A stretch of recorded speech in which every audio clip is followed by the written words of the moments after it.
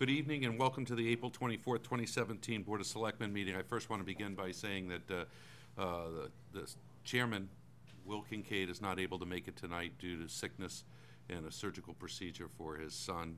He sends his regrets, but obviously he's with his son, as he should.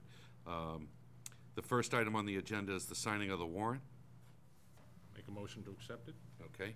I'll also approve. That's unanimous. Next, we have, I'm going to break up these into separate motions, Mike. Okay. Approval of the April 10th meeting minutes. Make a motion to accept the April 10th meeting minutes. Okay. I will also vote in favor. That's unanimous. Next is the April 12th, 2017 meeting minutes. I also will make a motion to accept the April 12th meeting minutes. I'll also vote in favor. That's unanimous. Okay, with those two items, we have invitation to speak. Is there anybody here that would like to approach the board who is not on the agenda already? Is there somebody here? Yes, please. Yeah, Mr. Buckley, I came tonight to speak. Oh, come on, sit down. No, these are your chairs, and that way the folks at home can hear you. No explanation needed. No, this is your meeting, so. Thank you. My name is Mike Barton. I live in Milford. Welcome, Mike. Thank you. I was born and raised in Milford, third generation. Actually came tonight to speak in opposition to the marijuana proposition here. And I understand that the other party's not going to be here. Withdrew that request, that's correct. I'm sorry? They withdrew that request given the ZBA's vote, the Zoning Okay. Board of Appeals vote, Well, where it was denied. good. Is that permanent, or is that something that still could be looked at again? I imagine it can be appealed, but I don't think it can come before the zoning board. This is my recollection, so, and I can check this. I don't think it'd become for 2 years. It come before the ZBA for 2 more years. Well, in any event, if it's okay with the board, I'd like to make a statement Sure. in opposition to anything and everything that has to do with marijuana Okay. in Milford. And first of all, for the record, let me say that unfortunately, the individual that was actually looking to open a pot store in Milford, we share the same last name. Okay. But I can assure you that there's no relation whatsoever. Completely different bloodlines.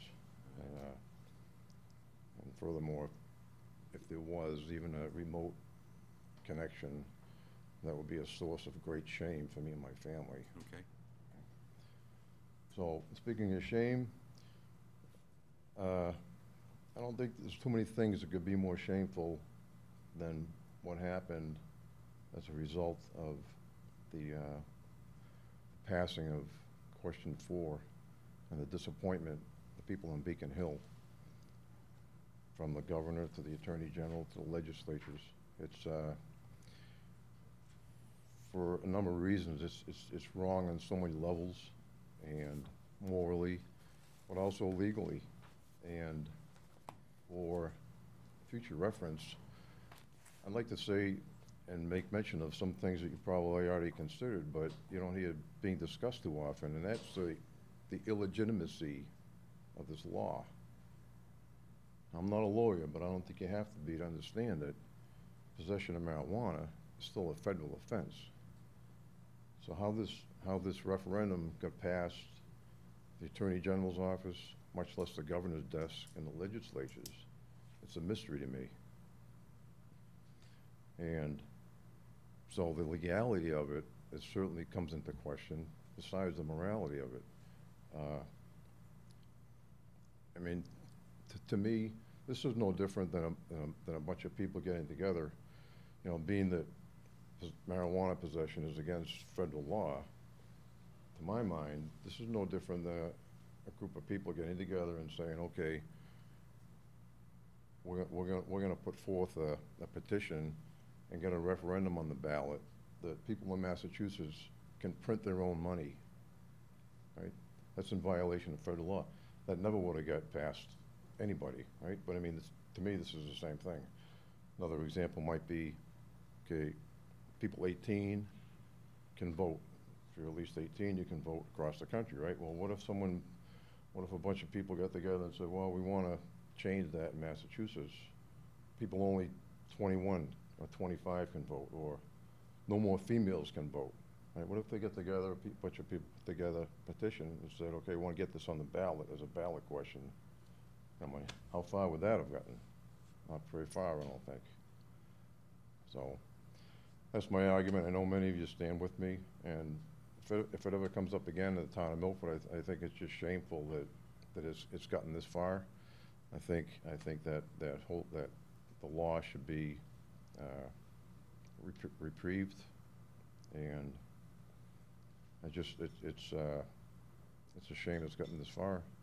I hope we can stop it in Milford, because it's not going to do us any good. Long term, I think it's going to have a very detrimental effect on our culture, and I appreciate whatever you all can do here in the board. And one thing that might come up is if we could maybe possibly consider following Westboro's lead and getting it on the ballot somehow. But I think more education is needed, because there's a lot of dangers associated with this. And as a side note, I know that there's an argument put forth a lot that says, well, the voters have spoken, right? The voters have spoken. We have to respect the will of the voters. But I don't know if that's a legitimate argument, because, I mean, legally and technically it is, but the voters that passed this thing, by and large, they're marijuana users, right? People that have been violating federal law. And along with that, supporting the drug cartels. And there's not a separate drug cartel for opiates, heroin, and the stronger drugs, and marijuana. It's all one drug cartel. These are the people that have been supporting them, and all of a sudden we're supposed to bow down to their wishes because they voted this thing in. I don't buy that at all. In any event, gentlemen, that concludes my statement. I appreciate it. I did bring along a couple of articles I thought you might find interesting. If you would offer me the courtesy of reading these things, I'll leave these with you, and when you have a chance, you can read them. I think That'd be great. That'd be great. Yeah, if you could leave those with us, we absolutely can. And we'll get one to Chairman Kincaid, who's not able to be here this evening. Thank you very much. Thank you. Thank you. Thank you, Mike. Thank you, Mr. Barnes. Okay, is there anyone else that would like to speak at invitation to speak? Not hearing from anyone. Next, we'll go to public hearings and scheduled appointments. The first thing we have is a public hearing regarding our hazard mitigation plan. I'm not sure who will be speaking. I know we've got a lot of folks here. Fire chief, police chief, highway surveyor, and town engineer. Mr. Dean, how are you this evening? Good, how are you? Good, very good. So good evening. For the record, my name's Mike Dean, town engineer. Also here from the other departments are, as you had just mentioned, fire, highway, and police department. What this is tonight, this is a public meeting to update the hazard mitigation plan.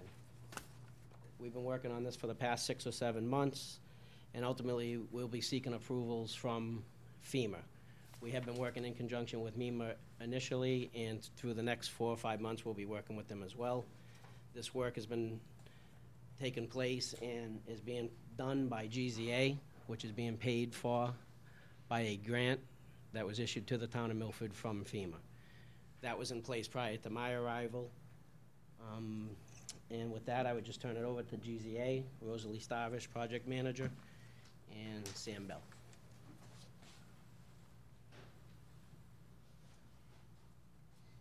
Sit in the chairs, or? Yes, please. Okay. I'll just You have presentation? Well, you can stand if you prefer, but as long as the microphone, and we can have whatever is easier for you.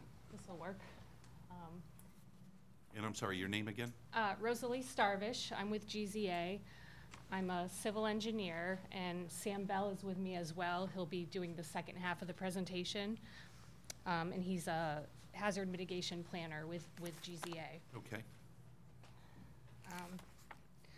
So first I'll just, I would like to mention before I get started is we did bring some surveys for members of the public.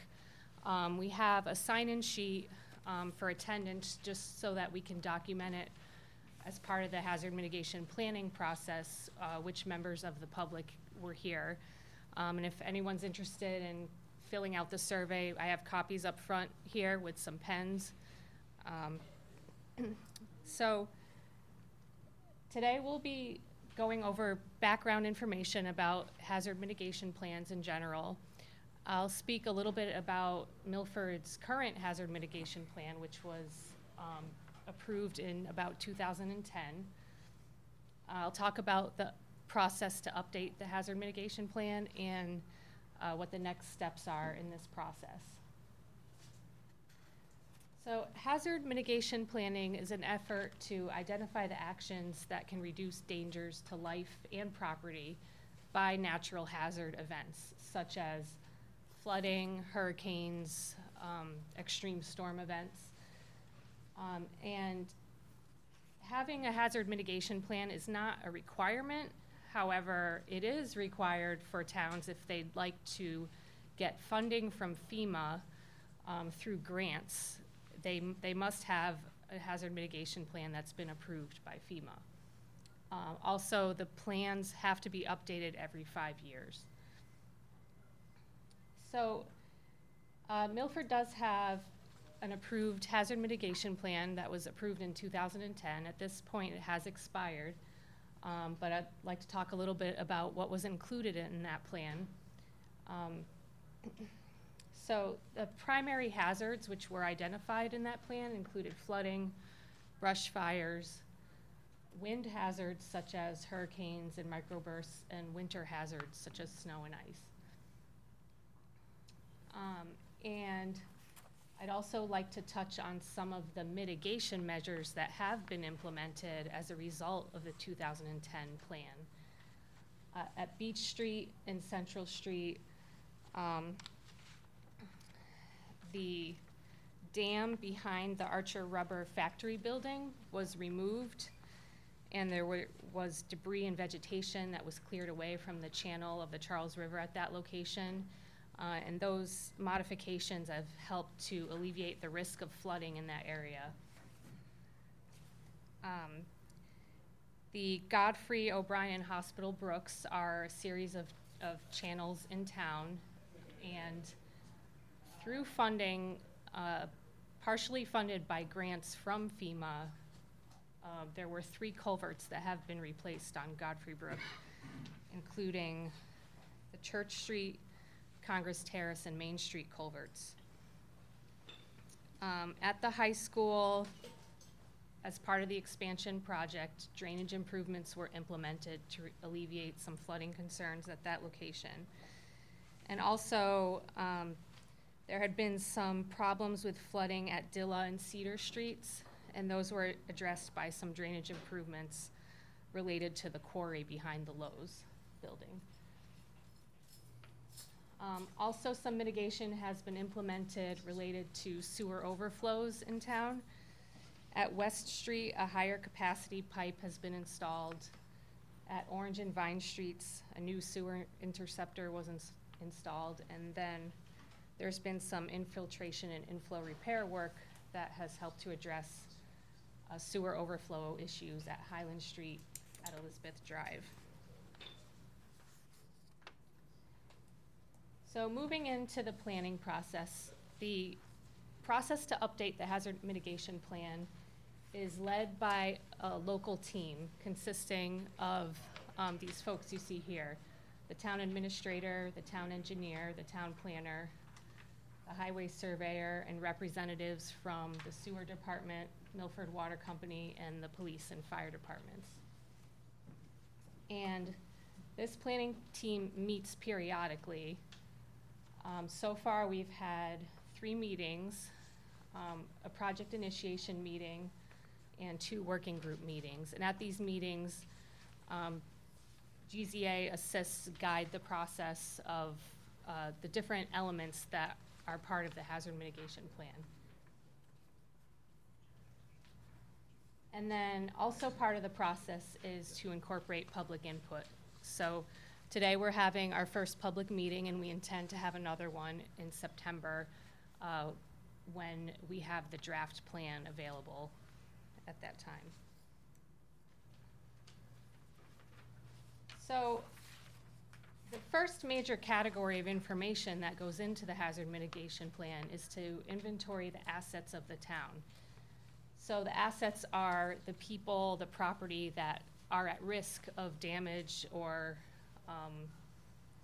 being affected by hazards. So we document the various assets with information that's available. First here, just a broad overview of the people of town. This shows the population density within town. Here you can see that along Main Street in the downtown area and west of Purchase Street is where the highest density areas are within town.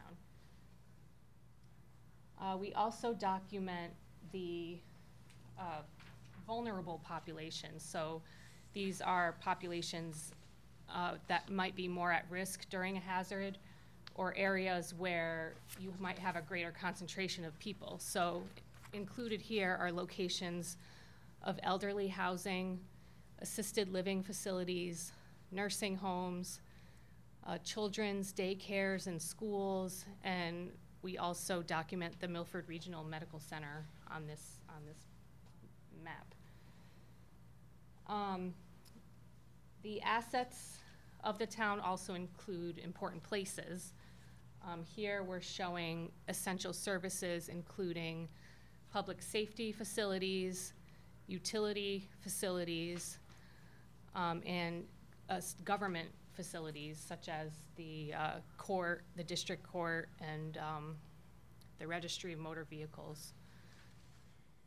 In addition, we indicate on this plan that we have the emergency shelters at the Milford High School and the location of the hospital, Milford Regional. Other assets of town include transportation facilities. So here we're documenting bus stops, the major roads, major bridges, rail roads, and the bike path, the Upper Charles Trail. And here we're showing historic resources in the town according to the National Register of Historic Places. So in the southwest part of town, there are a few historic districts, and those 4 dots along Main Street are historic buildings, including this building that we're sitting in right now. And then finally, the other assets of the town include the natural environment. This plan documents the water resources of the town, the major lakes and ponds and wetlands. The purple shaded area is the part of the town that drains to the Charles River watershed, and the yellow shaded area is the portion that drains to the Blackstone River. And here we're presenting open space. So this is protected and recreational open space within town. And with the hazard mitigation plan, one of the objectives is to look at the locations of hazards and where they overlay onto the assets of the town, and then from there determine what areas may be at risk. At this point, I'll turn it over to Sam, who can present a little bit more about the specific hazards that we've documented and the next steps in the process. Thank you, Rosalie.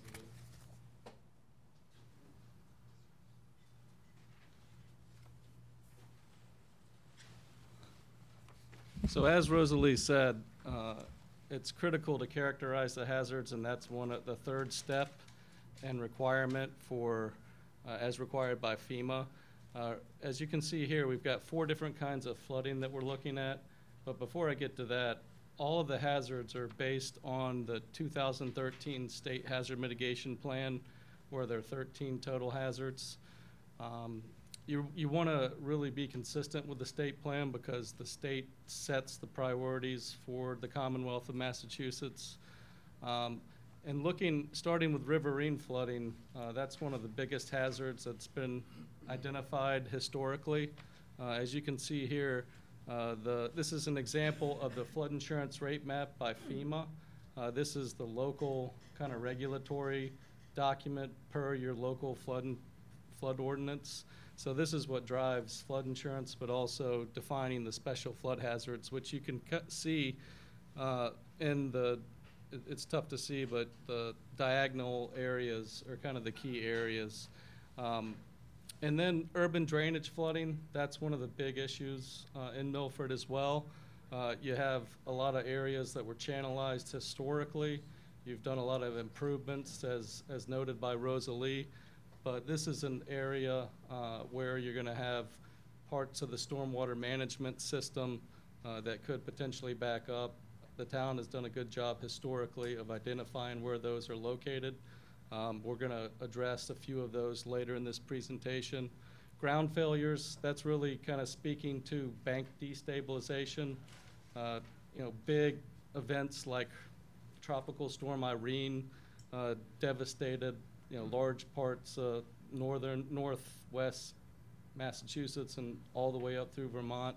And then ice jams is another potential type of flooding that could potentially lead to backflow of water. All of these are going to really result in damages potentially to property, but also loss of service, business interruption potentially if you have a really major flood, as well as potential impacts to utilities. You have a substation that we'll look at later that potentially is vulnerable. So the second hazard we're going to look at are dam failures. You got two high hazard dams. They're both located outside of town, or one right on the border. Neither of these are operated by the town. One other dam that was identified in the 2010 plan is the Milford Pond Dam. That's a dam where it's recommended to make improvements. So those are kind of the three dams that are critical to look at. And the reason that it's critical to look at these dams is because of the potential for a dam to breach and then have downstream impacts that could lead to property damages. It could lead to issues related to, if it's a combined event with stormwater, loss of access to certain roads. And that's what we're really looking at when we're addressing and evaluating your dam situation. What I will say is since 2010, there have been improvements that were made to the Lake Maspinock Dam, which is owned by Hopkinton. So that has been brought into a better status. And then I know there's, it's going to be a continued effort in the future for the Milford Pond Dam. So now we're going to be looking at severe weather. This is kind of a catch-all for looking at major storms like hurricanes, nor'easters, high winds, thunderstorms, tornadoes, extreme heat, drought. If we just look at these kind of one by one, hurricanes, present, this is an example right here of historic hurricane tracks. As you can see, probably the biggest ones that have impacted Milford based on FEMA's flood insurance study are 1938. You also had 1979 actually. Some of those you can also see 1960 and 1954 with Carol and Donna. Nor'easters are a hazard that are a big issue in the Commonwealth. You also get impacts that come inland from these storms that also combine to have impacts on winter storms. So you have these combined effects where you have issues with large snowfall leading to potential property damage and lack of access to certain roadways. High winds, thunderstorms, you had a microburst in the 90s. These are kind of rare events. We don't have probabilities for some of these, but these are different types of wind hazards that could potentially impact residential public property. And then extreme heat and droughts. This last year, droughts were a big factor. And one of the biggest impacts droughts could potentially have in the future would be kind of exacerbating future fire risk. That's one of the biggest local hazards in Milford are brush fires. Wildland fires aren't as big of an issue. I'll speak to that a little later, but I just wanted to get into kind of the extreme heat, and I'll address extreme heat later when we get into climate change related issues. So right here, this is just kind of showing you a recent nor'easter in January. You all probably remember the snowstorm we had. Thank goodness it wasn't like in 2015 when we had 3 back-to-back-to-back on consecutive Mondays. But you can start to see here, I don't have a pointer, but you can see the wind gusts can move in. And I know you had impacts from Nemo in 2013, and then 2015. The town has expressed a lot of interest in terms of snow removal. That was one of the biggest issues in 2015. FEMA did provide funding for communities statewide. And then the storm on the left just gives you a visual of kind of how what these storms look like from a NASA perspective, and their impacts on the area. So next we're looking at more of the winter hazards that we've kind of addressed, but snow and blizzards, a lot of times they're combined with nor'easters, leads to potential issues for facilities, utilities, where you need backup power.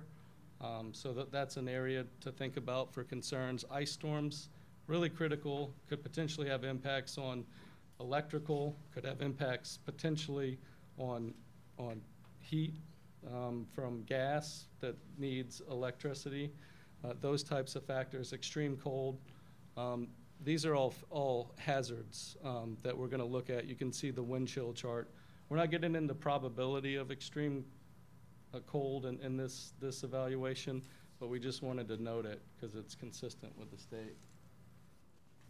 And now one of the key hazards, urban and wildfires. So there are 4 areas that were identified in the 2010 plan that we'll look at in just a little bit. But that's kind of one of your biggest hazards. Brush fires, you get about 20 annually.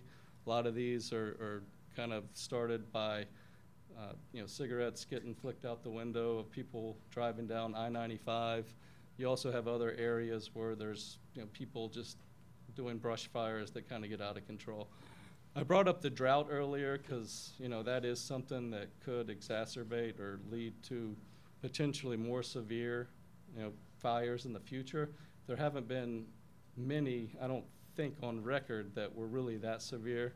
And then wildfires. I'm going to go to a kind of, this gives you more of a kind of probability type. Yeah, you're looking at it, it looks kind of, what does this mean? Well, what it means is the area that's in light, the lighter area is more of the urban area that's not at risk to fire because there aren't woodlands. It's more concrete, residential.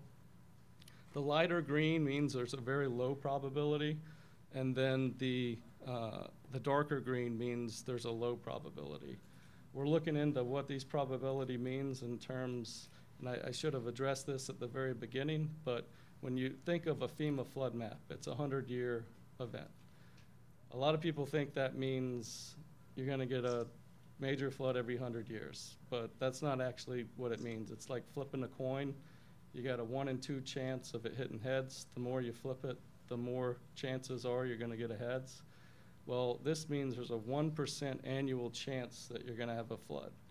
And a good way to think about that is, and you can think of that probability is also applied to these other hazards in a number of areas, but what does that mean for a life of a mortgage? Because residential properties are the greatest number of properties in Milford. That means you're going to have, as FEMA notes, about a 24% chance in the life of a mortgage, 30 years, of that flood, if you're in a special flood hazard area, that you would get flooded. So that's just kind of perspective in terms of how we evaluate the likelihood of these hazards. And then earthquake and landslides. Milford's at low risk to these, but an earthquake, the reality is that doesn't mean it's not going to happen. It just means that the probability of occurrence is very low. But if a major earthquake did occur, the severity could be, quite severe. Landslide also, there's not a high probability of landslides in the community, but they could be also exacerbated in the future by drought, fire, those types of conditions. So now looking at the kind of two of the key hazards, flooding and fire.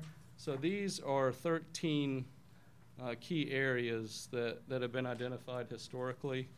You can see items 1 through 9 are all flooding-related hazards. Looking, Godfrey Brook, you've got O'Brien Brook, you've got Milford Pond, Charles River to Howard Street. These are all kind of critical areas that have been noted historically and that we're going to evaluate again. What I can say is the town did a very good job since 2010 in making improvements to a lot of these areas. And then the last 4 that you see that are kind of critical areas are the fire. I-95, Bear Hill, Town Forest. Those areas are kind of critical that have been identified for evaluation. And now we've kind of got, a little rain, drought. Sea level rise is not a factor here. We're mainly looking at temperature, increased precipitation. We're looking at decreased factors of safety, changes in natural flora and fauna. I think the 2 that I want to focus on the most are going to be temperature changes. And you can kind of see from this graph here, it's just showing you historically the change in temperature. And you can see Massachusetts is greater than 1.5 degrees, and this is over a 115-year period of record.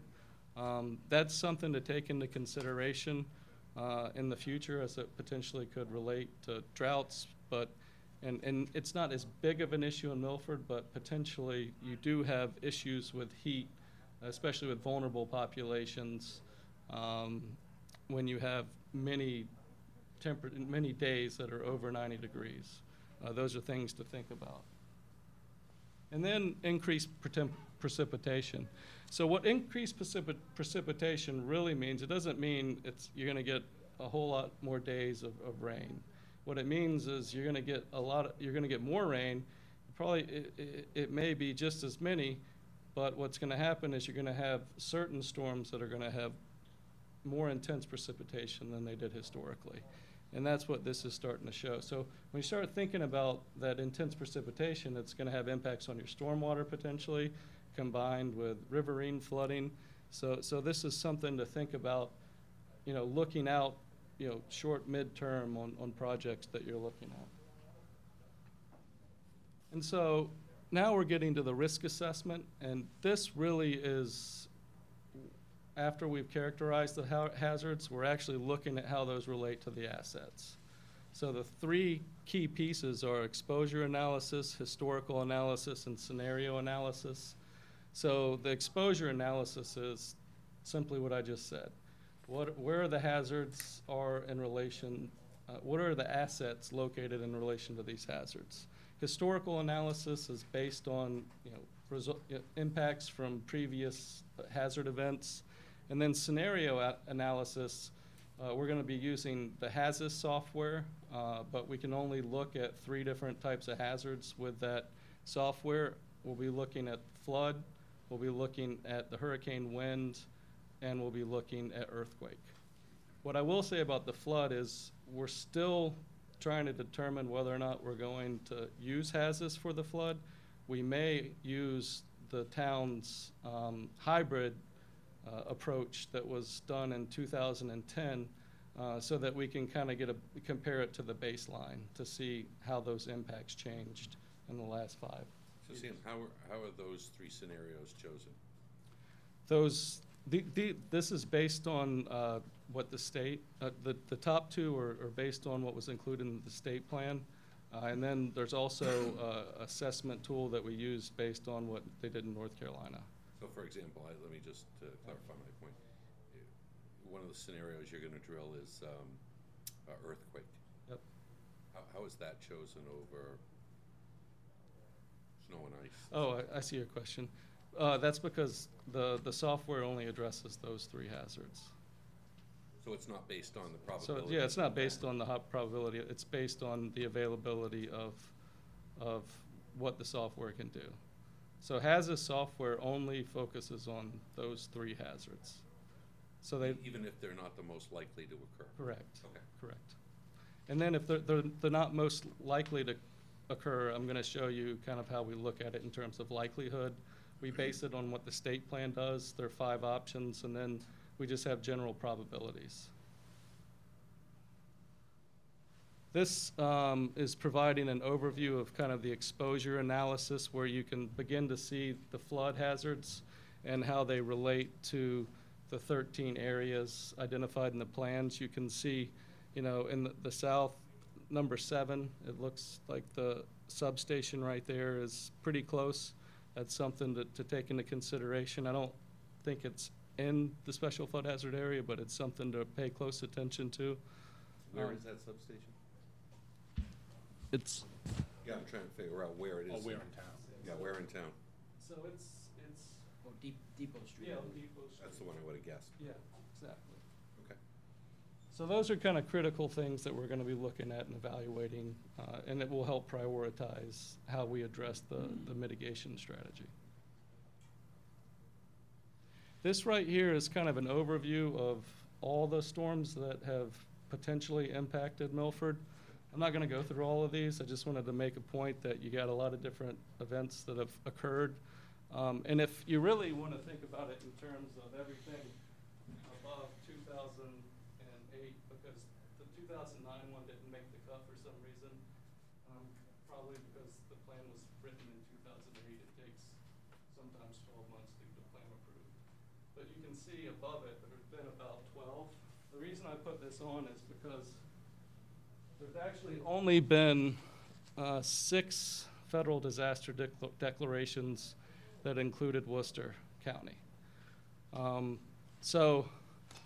that's important because the disaster declaration is what, is the trigger for opening the funding for the hazard mitigation grant program. And then repetitive loss properties. Milford's fortunate in that you only have 1. Pretty much just means a property that has incurred $1,000 in damages and filed a claim, 2 of those within 10 years. Typically in communities with larger numbers, I'm not going to get into it, but you would have a rep loss kind of plan to address all of these. But we just wanted to note that kind of speaks to the flooding types of things to think about. So in Milford, we don't need that. Yeah, so in Milford, I mean, I would say you'd have a plan, but it's not gonna be a comprehensive plan, yeah. I would definitely address it. But some communities would say 400 properties, they gotta figure out, how do we prioritize these in terms of funding, you do exposure, et cetera. And then this is the HAZA software, which I kinda jumped ahead earlier, that we'll be using to assess impacts on flooding, hurricane wind, and earthquake. This last piece here is the hazard index summary. You can see what I was talking about earlier. If we're not using for the scenario analysis for the hazards where we're not evaluating, such as dam failures, tornadoes, there's going to be a likelihood frequency, impact area assessment, so that it's kind of a qualitative scale that we're using to address those hazards. Just because there's not software available to look at it from a probabilistic standpoint. Yeah, that's why I was asking the question, especially when you look at the FEMA data. I mean, Yeah. the FEMA data tells us, if you just look back over time, the greatest threat that we're running into is snow and ice and storm damage. Yeah. And if you look at, locally what's happened just a little north of us not too long ago, trees down everywhere because Yeah. of ice event. Yeah, I mean, a lot of these winter storms, debris is a big issue. You get, roads closed, you get communications down. That affects your response. So if you have an EOC, which may be based in Milford, at Town Hall, or at the fire station, you want to be able to deploy assets quickly, especially if you have people that are, someone's having a heart attack, or you have another public safety issue. And that's why I wonder, you know, how much time we spend running scenarios on the least likely of events Yeah. versus the more likely of events. Because software aside, Yeah. software's a great tool, depending on how it's written, right? Yeah. But we have, you know, our local experts that can spend time understanding how we respond to different things. An example, storms, snow and ice, those types of things where it's worse than we've seen it in the past. Communications is down. How do we communicate? How do residents communicate and get emergency response, fire, police? 2009 storm, for example, I worked at FEMA at the time, and I was based in Holyoke, and, you know, was coordinating emergency response for that very type of storm. I Sure, think I've over been hundreds of millions, $100 million in damage. You had buildings that were falling in. You had roads that were inaccessible. You had towers. You know, I think some state towers were knocked down and communication issues. So I think you're exactly right. What we are doing is we are still looking for potential ways to evaluate those higher risk hazards for the town of Milford. Okay, that's So, good. so we haven't completely, you know, ruled out other approaches, if they exist, to probabilistically look at, you know, the future likelihood of a storm event in this area. So that is our ultimate goal. But if it's not available, we're not gonna be creating new models to. New software New models. Exactly, to evaluate those types of things. But we will be creating scenarios to address those that are Correct. the highest like. Exactly, Okay. yeah. And spending a lot of time on, example, earthquakes. Yeah, I agree with you. The probability is so low, and I can tell you from experience, the level of effort that it takes us to run that is almost, you know, equal to what the level of risk is. So the software, we're Okay. not spending a lot of time All right. on Resource, earthquake. Yeah, we're not spending a lot of resources. We're spending most of our effort on the highest risk hazard to the community, you know, flooding, fire, winter storms. Okay. That's where most of our effort's going, working with the local planning. All right. And because it gets a little tricky when you get into when I started talking about the hazards, because those are just the only 3 hazards that are included in that software. Okay, as long as But that's- software is not driving Oh, no, that's not driving. our plans. Yeah, it's definitely not driving your plans. What's driving your plans are the hazards that are at greatest risk to the community. So how would you mentioned earlier about 3 dams that you're concerned with. Mhm. One of them is only owned by the Milford Water Company. What is your plan for those 3 dams? Where do you have them in the risk factor? So those would be evaluated using the qualitative approach. And our approach is to have all of the members of the local planning team evaluate those hazards, as well as GZA, to come up with, so you want, you know, a larger you want more than one person making a decision about all of these. We want decision makers evaluating each of these hazards collectively, and then we will be averaging the results to come up with final risk scores.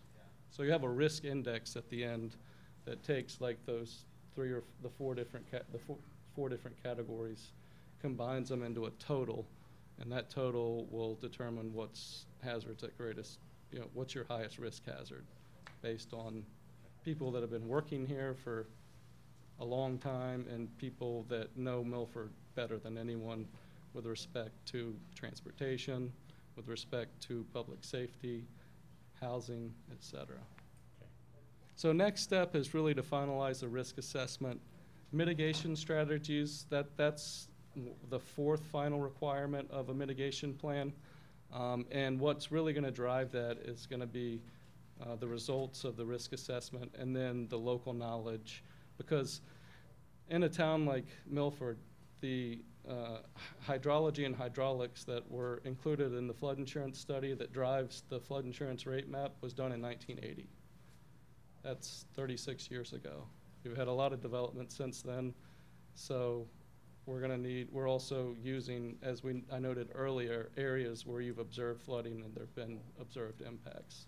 So those will be the two biggest asset and vulnerabilities that we're gonna be developing strategies around. Then plan adoption and maintenance. So this is just an overview, again, of the next working group meeting, which will be in mid-May.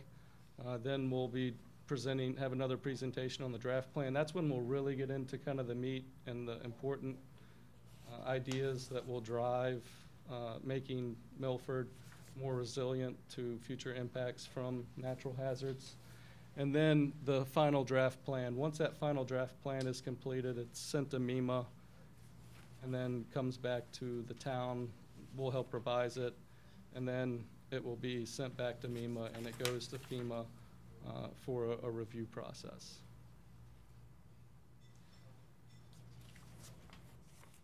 So regarding next steps, having the new threat assessment and next mitigation strategies associated with those. Yep. You're looking somewhere around 9/18, September 18-ish Correct, to deliver that. Mid-September, and that'll all be, we'll be developing those once we finish the risk and vulnerability assessment. We'll be working with the local planning committee, and then that'll actually be when the whole draft plan that includes everything that Rosalie presented and I presented as a part of the draft plan, so that, because that's really one of the most important meetings, because that really gives elected officials like yourself, but also members of the public and other local officials and even stakeholders a chance to say, hey, why aren't you thinking about this? Something happened on so-and-so. I think that's an important issue. So that's all documented and would be integrated into a revised plan that would then be submitted to MEMA. And then this just kind of, sorry for the redundant slides, but the FEMA review and comment, that will take months. It's not going to happen in a few weeks. But I can tell you 9 out of 10 times when I worked at FEMA, there's going to be something probably that needs to be revised. And then we'll work diligently with the local planning team to make those revisions, revise a plan, and then try to help facilitate that to where you get conditional approval by FEMA, which would then lead to evaluation by the selectmen and eventual approval.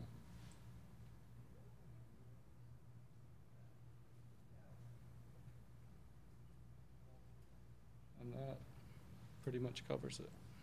Let me, for the benefit of the public, just say that a public hearing notice went out, and it indicates that the Milford Board of Selectmen will be reviewing the hazardous mitigation plan. It defines the room, it defines the time, and this is a public hearing, so this was posted and made available in the local newspaper. I just want to ask, at this point, is there anybody here who would like to speak on the hazard mitigation plan or anything that we've talked about as it relates to that? Okay, just for the record, just want to note that nobody wanted to speak on that at this time. Okay.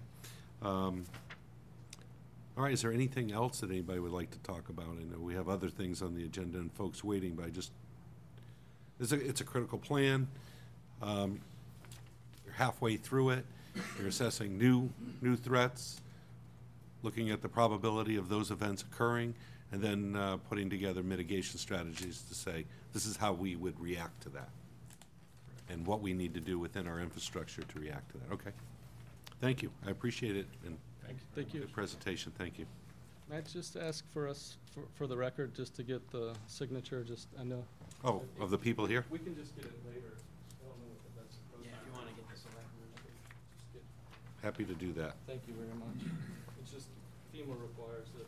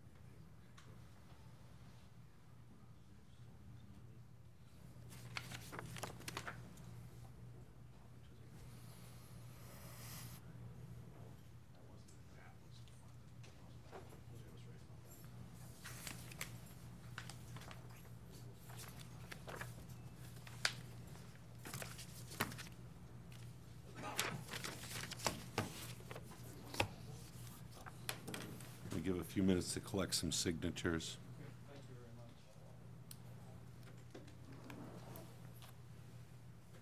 very much. Bless you. Bless you.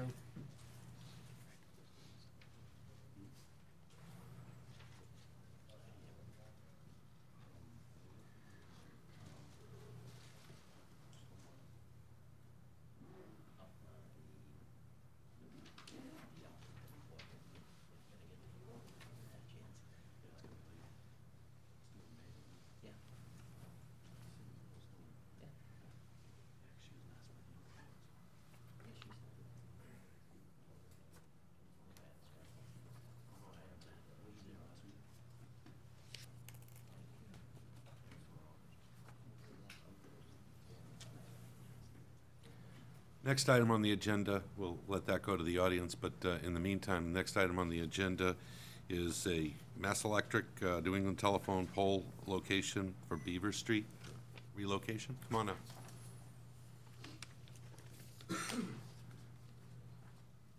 Good evening and welcome back. Hello, yes, For the thank record, you. if you could just give your name and address, Yeah, my or name not is- address, but name. Yeah, Crystal Tognazzi, Tognazzi, from National Grid, Hopedale. Do you have anything to read, or do you want me to just present it all? No, go Okay, ahead. everyone You does go it ahead and different, so I present. just, all Go right. ahead and I'll let you go. You're the expert on. Okay, so 138 Medway Road is proposing a new service for that strip mall there, where that Stop and Shop is going, where the old Kmart Plaza was. The additional increase in service out there is requiring us to install a pad mount. So therefore, we are proposing a new pole based on the location that was provided to us. The new pole is 1-50. We're proposing that pole to be set approximately 40 feet south from existing pole 2. That pole will also serve as the three-phase riser to the pad mount location to serve 138 Medway Road. Okay. Mike, typically we're given drawings. Is there anybody here who would like to speak on this topic, has concerns as abutters, neighbors? Okay. If not, you've got a drawing. If you have any questions or comments or thoughts, Crystal's here to answer those for us.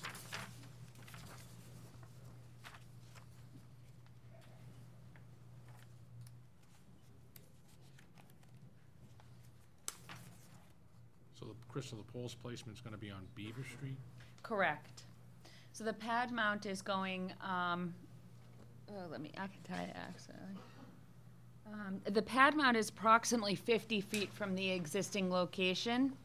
That's the easement drawing. We don't provide that, but if you want to see it, you can. I noticed you had a different drawing. Yes. Crystal, is that the pad mount? No, that is the building they're Okay. showing. Okay. Yep, that's that strip mall. So, the pad mount, proposed based on the location of the building itself, where it's approximately 50 feet from corner of edge of Beaver Street. So this is the new strip mall proposed to go behind the mobile gas station? Correct, that's right. Yep. And I guess just a question, why strategically placing the poles on Beaver Street? The pad mount will be serving other buildings. It's Okay. not going to be that, so we try to centrally locate that. It creates less damage to obviously, if they're gonna be pulling up that parking lot. I'm not sure if that's proposed within the work or if it is not, but typically that's what we do to prevent less construction and excavation near the pad mount proposed. So probability, those two poles are also gonna be feeding the main big building as well? It looks to be like that is going to be the case. The ones that I'm showing are the two smaller buildings. We show it as a strip mall, but it is two smaller buildings there. Okay, thank you. Yep. Crystal, I don't have any questions typically. There may or may not be an impact to an abutter in cases where you relocate poles. Yep. Here, it's the same property owner, it looks to be. That's right. So it's at the request of theirs and their needs that we're moving a pole, and that pole actually looks to It's a be. brand-new pole, actually. It's called an intermediate pole, so if we have 1 and 2, we number it 1-50 to split the difference Okay. and provide access. So I don't have any questions. I don't know, Mike, if you have any more No, questions? I don't, no. And there's nobody here to speak on this, so with that said, I'll take a motion to approve. I'll make a motion to approve. I'll second that motion, and that's unanimous. Great, thank you very much. Thank you, Crystal. Good luck. All right, Good to see you again. different chair. That's right. Next item on the agenda is Just Corporation, transfer of license.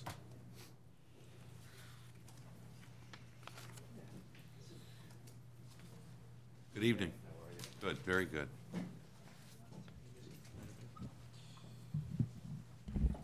So I'll let you introduce yourself and your clients. and- Sure, yeah, my name is Matthew Porter. I represent the applicant, Nilkan Siva Corporation. Yogesh Patel and Jignesh Patel are here with me today. So before the board is just a fairly straightforward transfer, pledge of liquor licenses for Liquor World, which is 9 Medway Road. The applicant here is made up of 3 individuals. All of these guys have several years of experience in owning, managing, and operating liquor stores. Yogesh is born, raised, still a resident of Milford. Jignesh is also a local guy who, along with being the owner, one of the owners of the store, will be the managing member as well. As far as it relates to the plan of the store, there's no plans to structurally change anything. We're not going to be reinventing the wheel, just hopefully bringing in our years of experience into that, creating a greater variety of product, keeping prices low for the consumers. The transaction to this date has gone extremely smooth. The seller's working hand in hand with us to make sure that it's a nice, smooth transaction. We've secured all our financing already. There's already a lease agreement in place with the landlord, so we certainly don't anticipate any issues in moving forward on that. I guess with that, I can answer any questions, and certainly these guys can as well. Well, I have some public service things that I need to do as part of this discussion. By all So I means. just want to provide a notice of public hearing. The Board of Selectmen hereby gives notice. It's received an application from Gengest Corporation, and it notes that George B. Jonides, John, Yeah, yes. I'm sure I. That's the did- seller, That's but the yes, seller, yeah. Okay, So- current holder of the retail package all alcohol license at 9 Medway Road, seeks to transfer the license to, Nilkan Seva Corporation. Sava Yep. Corporation, doing business as Liquor World. The license pledged to Gengest Corporation. The proposed manager is Mr. Patel, and the premises consists of a one-room sales and storage, one floor, approximately 6,000 square feet, with one front entrance and 2 rear exits. And pursuant to Massachusetts General Law, Chapter 138, as amended, the Board of Selectmen will conduct a public hearing on said application Monday, April 24th at 7:35 in Room 3. We're a little later than that as a result of the hazard mitigation plan. And so that's the requirement for public notice, but I also want to tell you that we also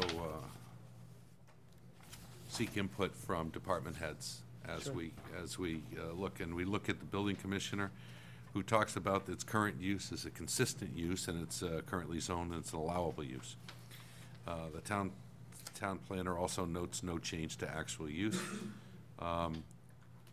We poll and look for feedback from our tax collector and treasurer in the event there are outstanding taxes or liens. There are none. And the fire chief, we also asked the fire chief and police chief if they have any particular concerns, and they both indicated they had none. So I just wanted to go through that as public service. Sometimes there are challenges there, or thoughts that might come up, but that are not part of this tonight, so that's good. Yes. So I'll start with Mike. Mike, any particular questions, thoughts as it relates to the application? I do not have any, Bill. Okay. It's pretty straightforward to be honest with you. And the name of the new corporation is, I'm sorry? Nilkan Seva Seva. Corporation. Okay. Yep. And, But there'll be no DBA name change. It'll continue to operate as Liquor World. Liquor World. It'll be Liquor World as still well. you're It's doing just- business as. Correct, yep. All right, again, application is pretty straightforward. I did note that the financing is here as a requirement from the ABCC. So I don't have any particular questions, other than you said you had some prior experience in the alcohol business. Is it retail? Is it service? Retail. Serving? Retail. Retail, serving. okay. Okay, so similar. Similar, yeah. And is that, both of you have had that experience? As Okay. well as the Manager. other owner who's not here tonight, has several years as well. So Good. all three guys, very experienced. And the only thing I'd encourage you to do is meet with the police chief to look over and discuss those things that may be unique to this area that you haven't experienced maybe in a previous work. The chief has a lot of experience, police department, with the challenges for liquor license holders that are obvious, and you know, the things that you want to watch out for as well. He may be able to give you some insight to that as well. So a meeting with the police chief would be in order. And with that, I'd take a motion. Make a motion to transfer the license? So there's a motion to approve the transfer of license, is as indicated here. I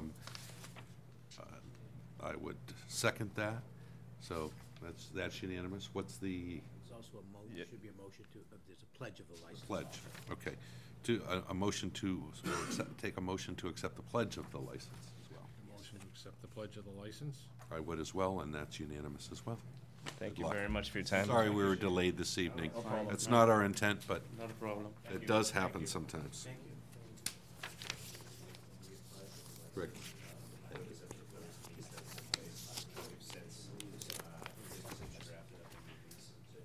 No, it's, actually, I like getting it as I use it, as I need it.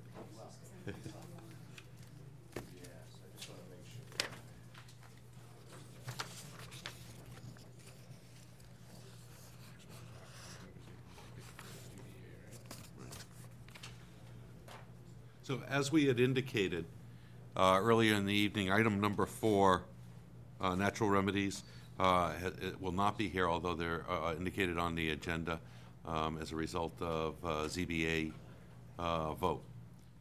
So with that said, we'll jump to the next portion of the agenda, Finance Director, Town Administrator, regarding the FY18 budgets.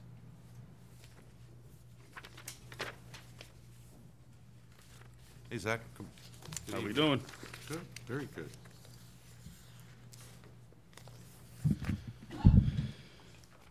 Just give me 1 second.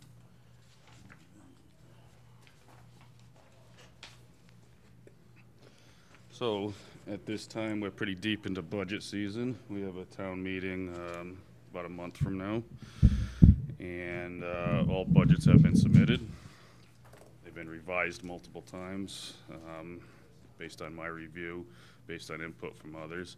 And we now have an Article 4 prepared, and they are now in the stage of FinCom review, as well as we wanted to discuss them here tonight as well. So you've all received a packet showing every individual budget with all the detail of each account. Recently, I've also provided the Article 4 version of the budgets, which summarizes them in the form of personal services and general expenses, as we're accustomed to seeing, and town meeting is accustomed to seeing as well. Like I said, I was here earlier in the year to talk about how we derived at the budget guidelines, and how we developed predicting and projecting out where we thought they would stand, and using analytical trends and knowledge of what we know did occur, such as collective bargaining agreements, funding schedules, and whatnot. So right now, we feel like we have a pretty solid plan. There's a few that are quite outside of the guidelines that absolutely need some further review before they get to the big stage at town meeting. However, overall, a lot of them came in really good. Some of the larger budgets, such as health insurance, came in pretty good as well. Health insurance came in around 6%, which Board of Selectmen voted about a month ago, which sounds crazy. However, the trend across the Commonwealth is closer to 10, so that's pretty good as well. Our debt services came in as targeted because we have it all scheduled out. Some of the larger increases that we're looking at have to do with public works, specifically the highway department, seeking additional employees that needs to be vetted out. Similar situation with the parks department. Similar situation with education, around a 4.9% increase right now. And finally, the other large one is waste collection through various changes in contract as well, with projected usage and all that. That's pretty detailed in the budget that was submitted. We feel pretty strong with our revenues. Pretty happy to report that once again the state came in pretty favorable, closer to a 4%, which is outstanding, and kind of allows us to absorb some of these other circumstances. But if you look at, I provided with you in your packets, we call it the balance sheet. It's really an income statement, but it's the balanced budget and how we know we feel comfortable moving forward. And that's going to show us our revenues, projected revenues. Again, very preliminary. However, I am confident that as of right now, this is how I see it playing out as we move in.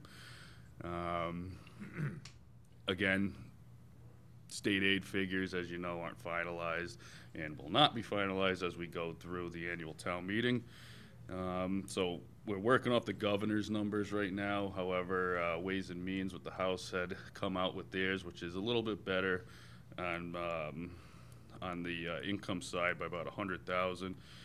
Yet on the assessment side, it also had increased by about 30,000. So it's that old, here's $2 when I'm taking one back. So, but it's a net increase. It really has to do with charter schools, but ultimately becomes general fund receipt. The local receipts were still projecting basically a 1%, which in my opinion is realistic. So try to make this as realistic as possible. And on the right-hand side, we have our budgets that summarize the total of 99 million, quickly approaching that $100 million mark. And that's about $500,000 higher than what we kind of projected as a likely outcome. And again, that's really being driven through those four that I had mentioned: education, highway, parks, and the Board of Health transfer station. And then, but I want to draw your attention to the bottom right-hand side, where this is really where we develop our goals and objectives. We had a meeting 3-4 months ago at this point, and with the chairman at the time and the chairman of the finance committee and the town administrator, Villani, and really put together what we wanted to see as a final outcome for some goals and objectives as we get into the October meeting, where following we set the tax rate. So as you can see, we're still kind of we're still on target there. We have stabilization earmarked for $500,000. You can also see, if you wanted, how it's reconciled into the second funding schedule. It's all there too. We have a levy adjustment of $3.2 million. That's by design and by target, and that's because last year that's kind of where we came in. So the biggest picture of a goal that we set out was to try to keep a tax increase around 2.5, if not better, to really keep that within Proposition 2.5. And in order to achieve that, that's where we need to really try to target having excess levy capacity of $3.2 million. We also have capital projects of 1.5 at the raise and appropriate level. There are some things that I guess we'll talk about shortly with on the warrant this go around, but for the most part, most capital, if not all, requests have been targeted for October, as we've really been trying to push, and people have very much been listening. What are the exceptions to that? Right now, and this hasn't been really vetted out too much, is the Chromebooks that the school department is putting on, and there is, help me out, Rick, the highway consultant for the TIF project, which makes sense that $125,000, which we need to get going in order to be prepared for the state, so that makes sense. There's other articles. Which tip is that? Which tip? 16. 16 up through the hospital. Yep. Up to Oakdale line. Oakdale line, yeah. Yep. There's a few other monetary articles as well that aren't really for, say, capital, such as middle school lease, money for operations, and, Yeah, it's more of an operations budget. yeah. And now, shouldn't that be, I don't want to take you off track. If you want to talk about specifics, if there's more highlights you want to go over, let's let you do that, or? Yeah, I'm right there, right at the tail end. All right. So I just wanted to just finish up on the goals and objectives and how another one, stabilization. Again, we're not doing that right now at this annual town meeting, but it looks like we will be able to in October to stay on that path.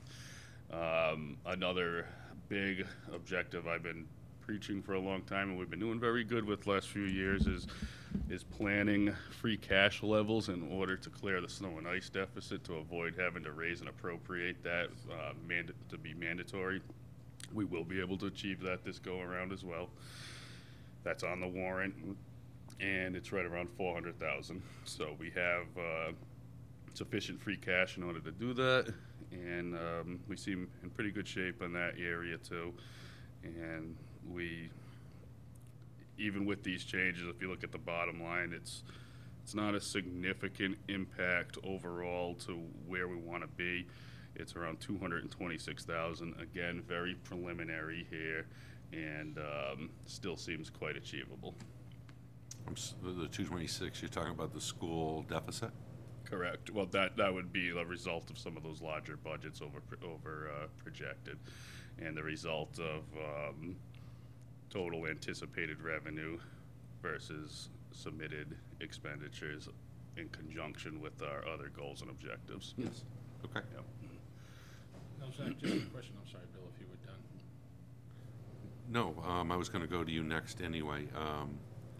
Why don't we go to any questions or comments you have? Just on the educational side, and I see where you say it includes BVT, you and I had a discussion earlier, as we know, the school budget hasn't been, are you, these estimates on your part just to? This is at the 4.9% that I know the school committee currently is at a stand with. So that's for purposes of this discussion, purposes of Article 4. Okay. That's where we are. Where it is today. That's where it is today, correct. Correct. May or may not come in there, but that's where Correct. it is today. Gotcha. Correct, yep. But yes, I think to also answer your question, that particular line item does include BVT. And that's as the actual submitted, which actually was a decrease. And there's a couple other minor ones, Medicare recovery, which was level funded at 25,000, and Tri-County vocational as well, which was also level funded. Thank you. Thank you. Okay, that's, okay. Yeah, so let's talk about budget planning, next steps. Where do you think we go from here? I had a couple of questions that I could ask now or hold off. It's up to you. I noticed that for example, by the way, for the benefit of the newest member, Mike, the requirement that Zach is going through now is the requirement that essentially requires the Board of Selectmen to submit a balanced budget. And Correct. It's that's all boards, right? So all boards, committees, elected, appointed, or otherwise, right? So ultimately, as the senior authorities here and within the town, it's our job to make sure that we're submitting something that we think is balanced, that it's achievable. That's school department, that's highway, that's everybody. All combined, correct. So with that, I noticed that Scott put out a memo, Scott Christopherly, highway surveyor, requesting 2 additional employees. And I just had a question for you, and if you don't know the answer, that's fine, because Sure. you're not the author of the memo. So, Sure. but. Yeah, I've read it, yes. Yeah, but where he talks about all the things he hasn't been able to do as a result of being short on labor. What I can't tell from this, I wonder if you could get an answer through the budget review process, is, does that mean that all of these things get done with the additional 2 people? That's not said but implied, and I just don't know if 2 more Correct. people and all this work is now done. Correct. Or is this halfway there? Is it all the way there? Is it close?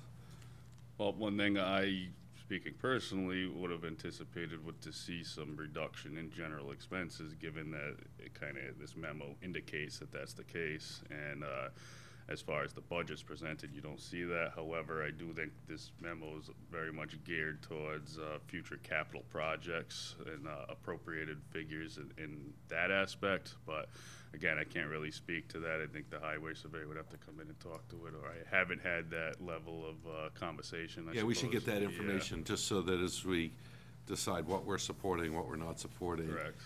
Additional employees is certainly one of the flags, right? You know, Definitely. We're not, I know that Scott doesn't casually add people, and we don't casually support that, right? But Correct. at the same time, it's just great to get an understanding at the bottom line of this is whether, when people add employees, does this work that hasn't been getting done, get done? Correct, yeah. I'm with you. Or does this take us 10% of the way there, and that we anticipate more come people in the next future, year? yes. Or we also require, 4 new trucks to get to this work? That's what I'm I with can't you. tell from this memo. Yes. Okay. Yes, I'm with you. And I would look to see, not just, and somehow through our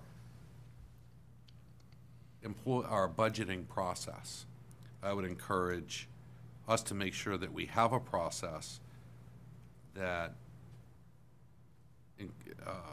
kind of forces that discussion, right? Say, what hasn't been done, what now will be done, and, get us to that. Yeah, get the big picture of it. Yeah, the I bigger understand. picture. I think he had intended to do that, but I just can't tell Yes. from that. Why don't you give us any additional highlights that you want called out so that we can make sure we pay attention to the right places? Well, I think we have a similar situation in the parks as well. Yeah, that's what I was gonna ask about. yeah. Although I didn't get a memo for that. No, I have not either. I would hope that they're working on it, and I do want to have some conversations with them as well, similar in nature. Yeah, I'm looking for the rationale, right? I know you are too. Yep. And what work wasn't being done, what work will be done. Do we have that process yet where we're adding, where if people are making a request, I know you did it for capital, but do we have that process yet for people adding employees? Not that it's anything that's distributed, but we've held multiple department head meetings, and we've talked about it, and trust me, if people want to have desires to do so, they come and talk to Rick and I, and if we feel it should be taken to the next level, we bring it forward here. So do you guys have the rationale for parks headcount increase? Well, they, as we understand it. Is it written? Let me say that, something No, I it's can read? Okay. Not that I'm aware of. Yeah, it'd be helpful if there's something that we could get Yeah. in Yeah, writing. Should be some kind of a guide. And, yeah, exactly. You fill out the form, and that's something that can be put together pretty quickly so that we're not making them jump through hoops, but actually give them, number one, something they can fill out, and number two, maybe an example of one that's been filled out in the past. Okay. Just be prepared for the results if we do that. What's that? Just be prepared for the results if we do that. The results, what do you anticipate? Unhappy campers, unhappy people? No, I anticipate probably 15 different requests. Well, that doesn't mean they have to be accepted. Right. Exactly. Doesn't mean they're going forward. That's why we haven't brought them forward.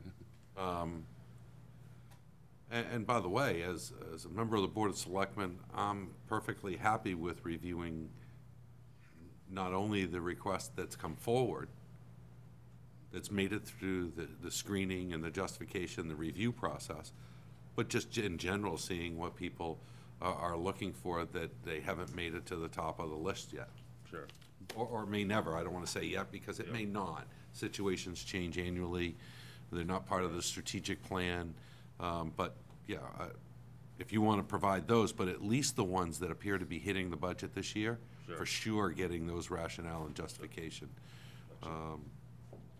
Because they put pressure on I know I'm preaching to the choir, but I want to say it because other people are watching that aren't CPAs or financial analysts or finance directors. Put pressure on the budget. It does. It results in what we see here, in that it's $500,000 higher than what we anticipated, and it's not much areas to make that difference up. Right. You know? Not only that, it constantly and forever puts pressure on the budget, Correct. right? There are the pensions, the health benefits, and the other things. So it's not something we're casual about. Okay, is there anything else that you thought we should be reviewing or discussing tonight? Just overall, I just wanted to make a point too, that when you go through the Article 4 or the individual budgets, there are some, the guideline ultimately was that we wanted to stay within a 2%. A lot of them did, almost 50%. And very proud to report that the Selectmen budgets overall combined actually had a decrease, which probably the first time in my 8 years here that I have seen, so that was quite pleasing. But there are a few here and there that are above 2%, some approaching 3%, and for the most part, most of them are the result of contractual obligations or the personnel board study and different steps. There's been a lot of turnover and bringing in younger employees that now have advancements to move. But when you actually look at some of these with the actual magnitude of the figures, they're not very significant. So again, the 4 that I mentioned earlier is what's driving the difference of what we do have as projected and submitted. In police and fire, those are a result of contractual obligations, right? Correct. If you actually look at the general expenses, and I did have a correction that I handed out to you earlier. I'm sorry, I meant to mention that earlier. But that's correct, yes. So if you look at the fire, the one in the packet was a little misleading. It just was misclassified. But yes, the general expenses are level funded. And what about that one where it shows the clerk line? I'm sorry, that was at 2.5, okay. It looked like a lot, but it went, proportionate to budget went up 9,000. There was one within there for elections that, actually, no, it's the other way around. That had decreased. We had 3 different elections this year. I think there's 2 scheduled for next year, if not 1. I can't recall. That was actually a decrease. Okay. I misspoke. I'm sorry. Benefits from new treasurer. That's line item 149, department. So that's where last year was kind of when we had our transition into the municipal finance department and the breakout of a benefits coordinator. And we did not break out a separate department for that department, so it was included with the treasurer. So all we did there was just break it out to separate the salaries and general expenses and categorize them properly as a benefits department and a classic treasurer's department. So there's no increase for, say, of like a full department. It's just breaking out the 2. Okay, Rather than combining them. thank you. As always, Zach, you're organized in your thought process. I just wanted to give you feedback. I've talked to Rick. You know, in the future, I want to make sure that we're so far ahead of the curve that, you know, as we ran into this year, FinCom was looking at budgets and actually, as it turns out, voting on budgets that the Selectmen had not had an opportunity to review. So I want to make sure that we do whatever we can in the future to make that not the case. And not only would we need the opportunity to review, but provide feedback and incorporate that feedback into strategies and budget planning. We've talked about it in the past with capital, but I wouldn't expect it to be any different for the annual budgets, right? Understood. So for whatever time needs to be put into it or adjustments need to be made to calendars, I know it's sometimes the equivalent of herding cats, and not all of those cats are under your control, but somehow we've got to figure out, and my request is really for the selectmen's and those under the purview of the selectmen, that we get an opportunity to review those, because, you know, I was sitting in a meeting where the book had just been placed upstairs in the mailbox, but yet we were talking about budget items that if anybody had asked me about it, I wouldn't have been able to participate in, thoughtfully for very long. So I give that caution, and I try to do it in the right way, but I brought it up. And so I don't know, Mike, any thoughts? I just want to comment, Zach, what a great job. I just was perusing through here, the number of departments that did actually come in at 2.5. It's a big Thank you. number. Yeah, great job. Thank you very much. Okay. Anything else? Any other highlights, lowlights? So where the pressure's coming from right now is Parks, Highway, and Schools. That's where it appears to be coming from. And the rest are contractual obligations and a result of lane changes and what happened with the Personnel Board. It's a good summary. Well, it was yours. I just stole the Yeah. words. But no, I think, a lot of this we were anticipating, right? A lot of it wouldn't be a surprise Correct. for, everybody except maybe a new member. And I apologize, Mike. Some of the stuff, the wheels were set in motion long before you were here. So that's where some of the planning, the planning comes from. And, yeah, I think my comment, feedback is great work, good summary. See if we can adjust the timetable so that we can get it, a little earlier, and we're in good shape. And let's get that employee request for employees, justification rationale process, so that people are filling out the same forms and know what they have to do. That doesn't mean, by the way, to your point, that doesn't mean it's gonna make it through the review process. So, all right, Consider it done. all right, thanks. Thank you. Yeah, if there's not anything else, I don't know, need him to hang around for anything? He's gonna stay for the exec anyway, so, and he's gonna stay true. also, he said he'd stay for the articles. A couple of the articles are, involve him. his Okay. department. I'm gonna call a 5-minute break. Sure. Just a quick recess at this point in the meeting, and then we'll resume in 5 minutes if we go Sure. mics off and camera off. Appreciate it.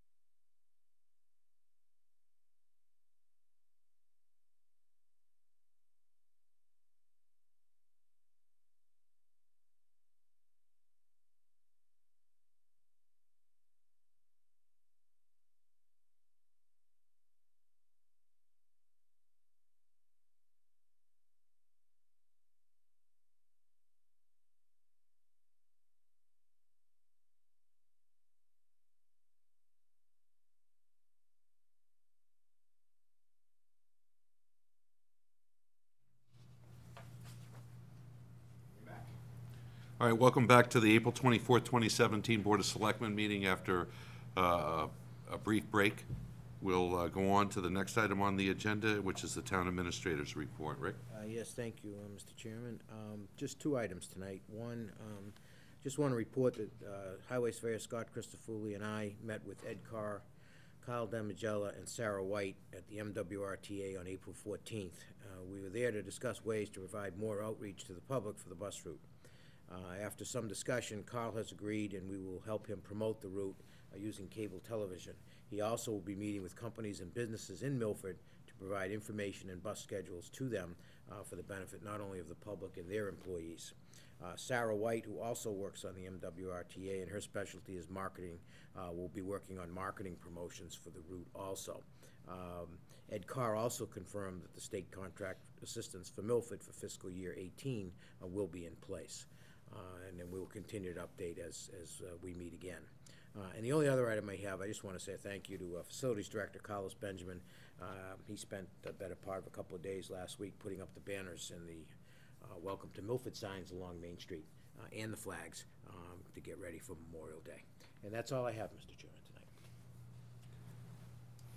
Two good points, and I just want to clarify your point. The contract assistance is the $125,000 That is correct. Yeah, I should have pledge. mentioned Okay. that. Yes, correct. So we appreciate their recommitment to our transportation at the same level as they had last year at $125,000. And I've already had a lot of comments on the flags and whatnot, but great to see. But so how did Carlos do that? I mean, with the assistance of whom? I actually saw him. He actually I commented it to him. pretty much moving along. He's got the little, You got a bucket truck or not a bucket truck. lift? Scissor lift? Kind of scissor lift, and he's pretty good at it, yeah. He's Hanging around the a pole. little hairy. I didn't like looking at it, but All right. he seemed to be able to Well, handle let's it. make sure he's safe, but other than that, because I know he didn't do it without assistance, because he's a little on the short side, but that's all right. Yeah. No, but I was just He's curious. everywhere. Yeah. He is. He is. does He a really, nice job. truly, yeah. Yes, he He does. really He is. works hard and does a Hard good work. job. Yeah. Should be a source of pride for the community. I know it is, but it should be a source of pride for Carlos, and we thank him, yeah, for that work, because it looks good, and I've heard comments, been given comments.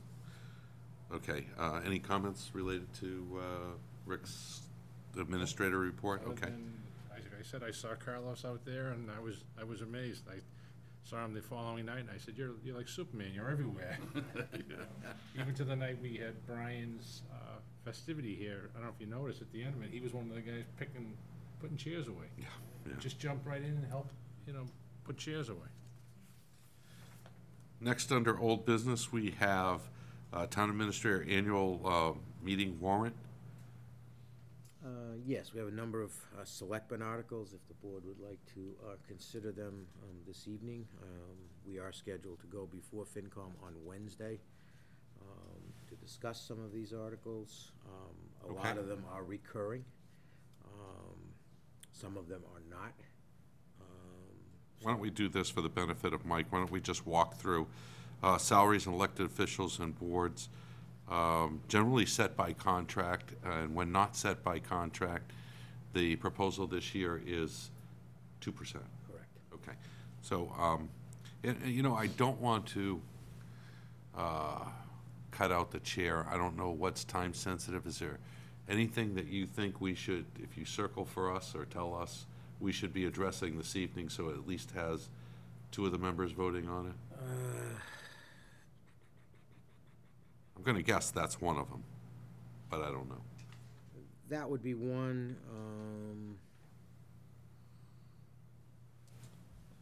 Maybe the water company special legislation to appoint water commissioners.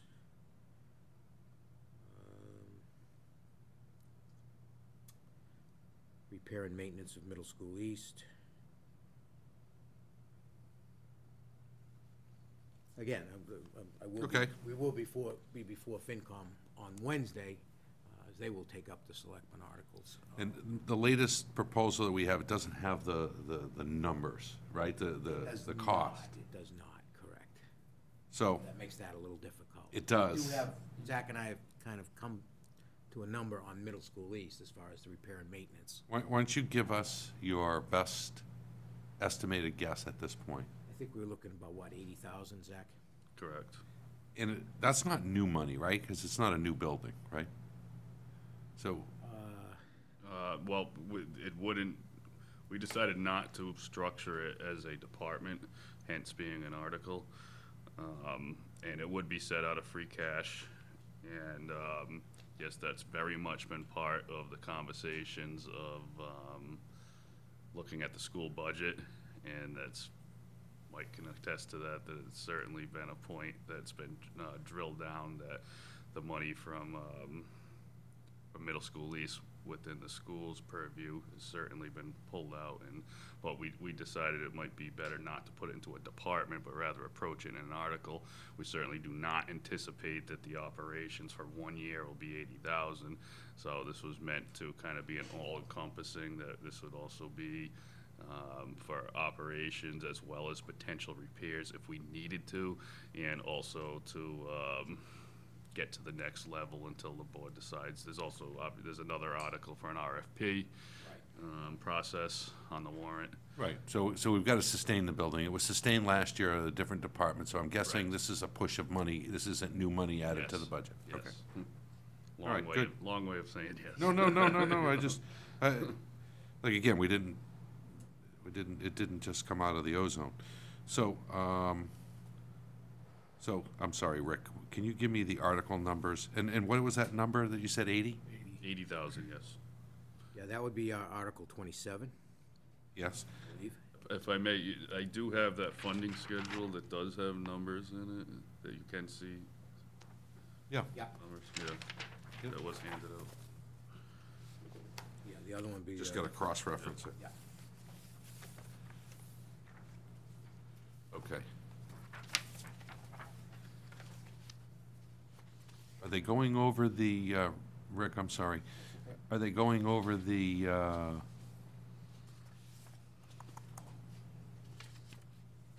consultant for IDC? They have Next meeting. all the selectmen articles on the list. All right, so they could go over any one of them. Yeah, they have them all listed, correct, yes.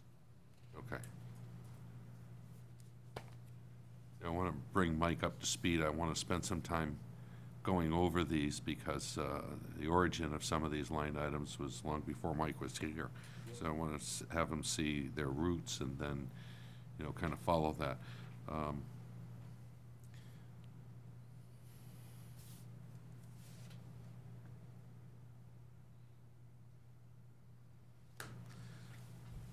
IDC consultant. Why don't we, That's number 19. number 19, Article 19. And, I think we have, what, 18,000. 18,000 right. for budgeted, would like to appropriate for that, yes.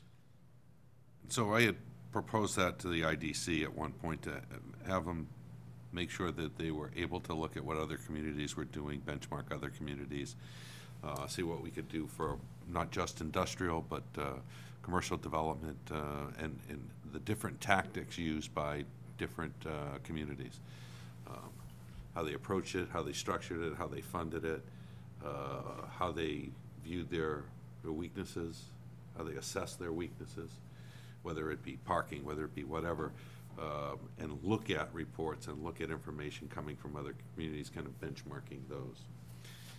Without funds, the IDC is going to continue to spin its wheels, in my opinion, and this was an effort to try to get it jump-started and get activity there. I know that, Rick, I had sent you a note on the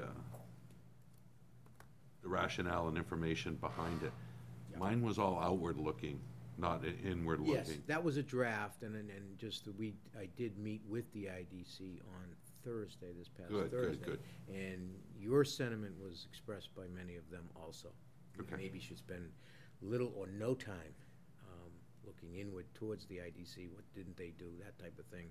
And we should be looking at benchmarking other communities, other types of, whether they be IDC, economic development, what Yeah, have you. whatever model. So that was a sentiment of probably most of the people in the room. Okay, good. So- And then we also will probably have one of the consultants come in, and we'll be able to question them and talk with them Before they go out and do their studies. before we even have the article, before we even go out to bid, that type of thing, get quotes. So that's the origin of that. I just wanted to make sure that you saw We that. didn't get a chance to talk, you and I, but I think the middle school east repair and maintenance is pretty straightforward. Salaries and elected officials, that's straightforward calculations, for lack of a better term, right? Yes. We know what the increases are, either contractually or the 2%. Yeah, I think you guys voted that, the board did vote 2%, correct. Yeah, we voted, we did, a subset of it. correct. Right. Correct. And in the cases where we didn't do the contractual, because it might be another department, right? School department is an example. Yes, yes. It wouldn't be ours. So why don't I do this? Why don't I request a motion for salaries and elected officials and boards, Article 3, and to look for a motion just to support that from the Board of Selectmen. I'll make a motion to support. I'll second that. That's unanimous. I'm going to ask that we go ahead and support the repair maintenance fund for middle school east, because it's obviously a building we have to sustain until we figure out what we do with it. I'll make a motion. I'll second. Consultant for IDC, if you're prepared to make a motion, or if you want more discussion, you let me know. I'm good with it. I'll make Okay. a motion to accept the consultant for the IDC. All right, I'll also second that, unanimous. Perhaps, Mr. Chairman, if I may, Article 38, replenish the compensated absences fund. Zach could speak to that one, where that is a number.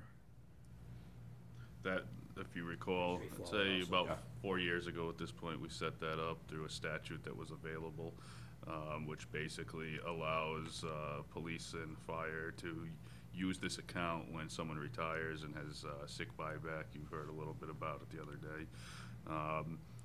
We hadn't replenished it in about 3 years now, and it will, if we do not go into deficit status, and will be completely depleted. So this number of 200,000 is based on design of where our free cash levels fall into play, and also if the town votes it, it will, in my opinion, be sustainable for at least a couple of years. Okay, and some of those benefits that we're talking about, whether it be police or fire, are sometimes things that are grandfathered in the contract that no longer exist Correct. as a benefit going forward, but we're Correct. seeing the Very end few. of. Yes, exactly. Okay. Exactly. Okay. Is there a motion on replenishing the compensated absence fund for the amount of $200,000? I'll make a motion. I'll second. Rick, go ahead. Trying to think ones that have financial impact. Article 20 will allow, I believe, up to $1,000 to compensate a treasurer or collector who goes through the certification program and is so certified as a certified tax collector or a certified treasurer. This is allowed under Mass General Law, Chapter 41, I think, Section 108P. We felt this would be good to adopt. It'd be a nice incentive to have our current treasurer, current collector, and future treasurer, future collectors strive to do this. Both our collectors are in the process of doing it. So this is something that we thought the board might consider. So this isn't a today dollar number, right? No, that would not. It's a policy. Yes, That would allow us to do it, should we take advantage of it. correct. Correct, yeah, So it's more policy adoption. correct. Okay, Mike, anything on Article 20? Questions, thoughts? Otherwise, I'll take a motion. I'll make a motion. I'll second. That's unanimous.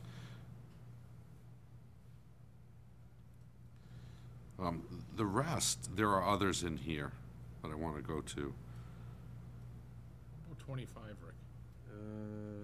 Yeah, that's Park Terrace, that's the street, Milford National. Jason to the bank. Old Milford National Bank. We're Yeah. looking to discontinue a very, very small portion. It corrects a title problem. And also the bank, as this board remembers, or at least, Bill, you remember, they're going to give us piece of land in the back there. Yes. For our benefit. Yes. So this is just to allow them to correct a potential title defect. All right. It's a 43-foot plus or minus discontinuance, so it's very minor. Yeah. It makes perfect sense to do. So I'll take a motion. Make a motion, discontinue portion of Park Terrace. Second. That's unanimous.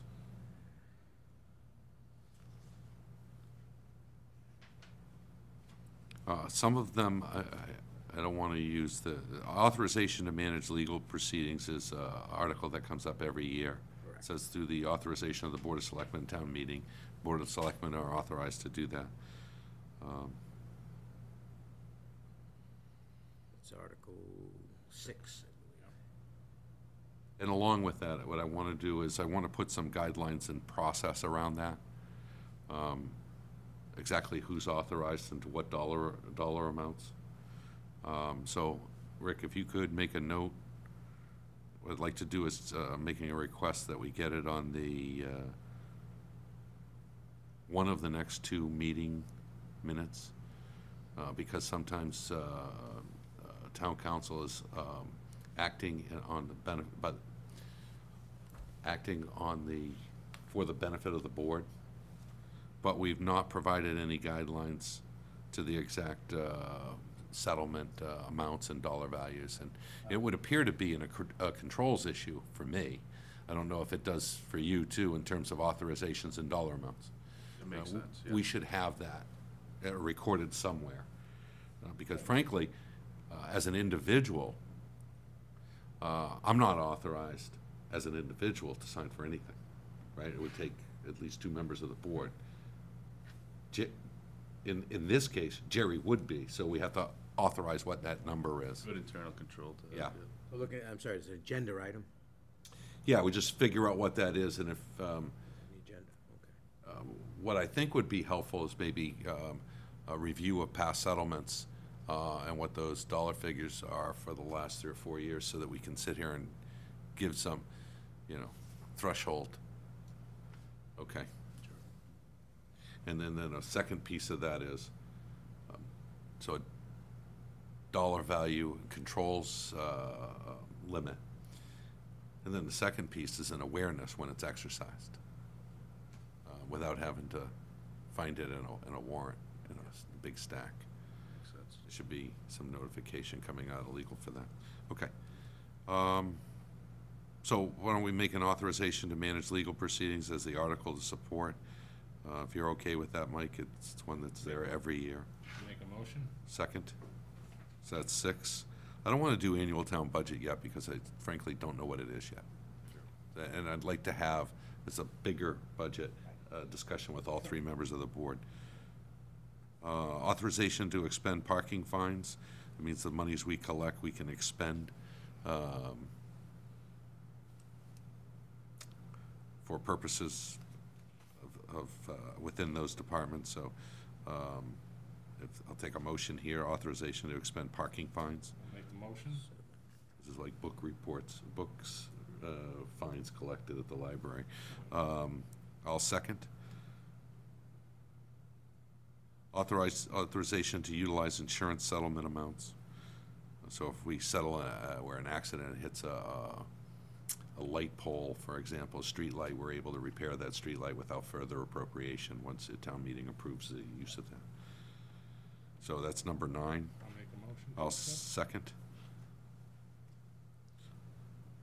Authorization to allow the Board of Selectmen to contract for 5 years, real estate 10 years, all other. So this gives the authorization of the Board of Selectmen to enter into contracts where appropriate for up to 5 years and 10 years for real estate.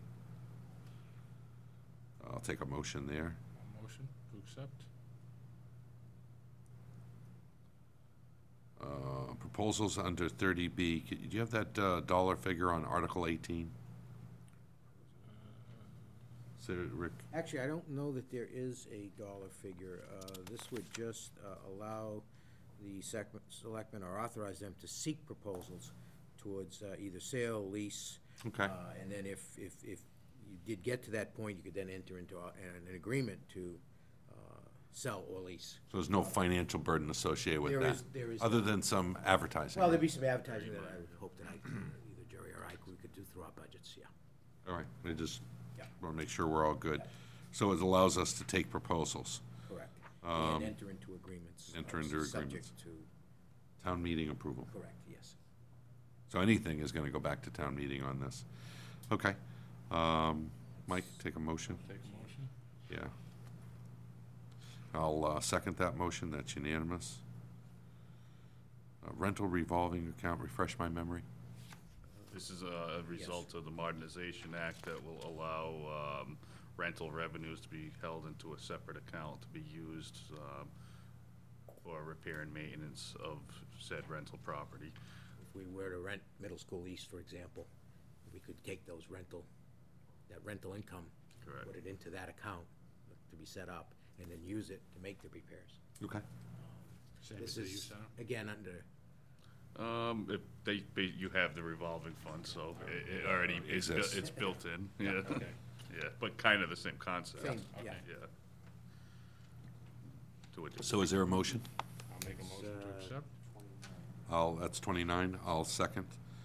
Consultant IDC 19, we did. Discontinuance of Park Terrace, we did. Article 20, compensation director, collector, treasurer is really a policy. Amend special legislation for finance director, town administrator members at large. Yeah, this would just allow the town administrator position and the finance director position to become members at large at town meeting. Theory behind it is both positions play a significant role in both, maybe the preparation, and in Zach's case, obviously, the financial aspects of town meeting. This would allow both positions to be town meeting members, both positions to sit in the front with members at large as the meeting is undergoing. But no requirement to reside within the community, right? They're No. at large, No, exempted from that requirement. I believe, because, Correct. Okay. yeah. Yeah, I mean, it makes sense to me, Yeah. but it seems to violate this other thing, and I've not seen it yet. Maybe there's an example out there where, I was town accountant at one point, and then becoming finance director under town accountant, using myself, Yeah. the position was an at-large, and when we made this municipal finance change, that got overlooked. Okay. So technically speaking, I'm not a at-large member any longer. Right. okay? So it's just adding those two positions similar to the account. And where you don't need then unanimous consent to speak. Correct. Gotcha. That's the other issue, Correct. too. Okay, that's huge. Yeah, Correct. All right. Yeah, we want our finance director to be able to speak. absolutely. So Article 17, I'll make the motion to accept special education. okay, and I'll second that. That's unanimous. Bylaws, pay taxes received. Yeah, this is, again, something under the Modernization Act. This would allow the selectmen to deny a local license or permit to any taxpayer who has neglected or refused to pay local taxes. Currently, you really can't begin collection until the taxpayer has been delinquent for at least 1 year. Doesn't say you have to do it, it would just give you the authority to do it. Again, this is, again, under the Modernization Act. Theory behind it is to make local government more streamlined and have the ability to handle that should they wish to do it. Yeah, we should probably Would not talk be a about that. requirement. Would not be a requirement. And we should probably talk about that because, you know, we have lots of businesses who might struggle, go through cash flow issues, whatever. So there's the refusal to pay, or they're working issues out, and if they're following a plan. Well, the board would still have the authority to enter into a plan, agree to a plan, and never even use this. And it's any licenses, Yes, and/or permits, yeah. indoor permits. And something come out under the Modernization Act. Well, if there's not, as long as there's not anything binding, because I think every scenario is different, right? Absolutely not, absolutely. You may Okay. never use it. Hopefully you never do. Yeah, hopefully, right? Yeah. Yeah, we don't want to be in the business of putting people out of No. business, but at the same time, I do see that as being a useful tool.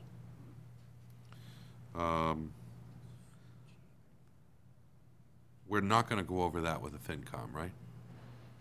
I don't know. I mean, they like to go over every. Yeah. I think they have every And article. the reason why I ask is we can just hold off. If it's not time sensitive and it's not driving dollars requests, then It is not. there's nothing that forces us not to have a full board. Right. Okay. That goes along with veterans residency requirements. Let's see. Number 28. Yeah, thank you, Mike.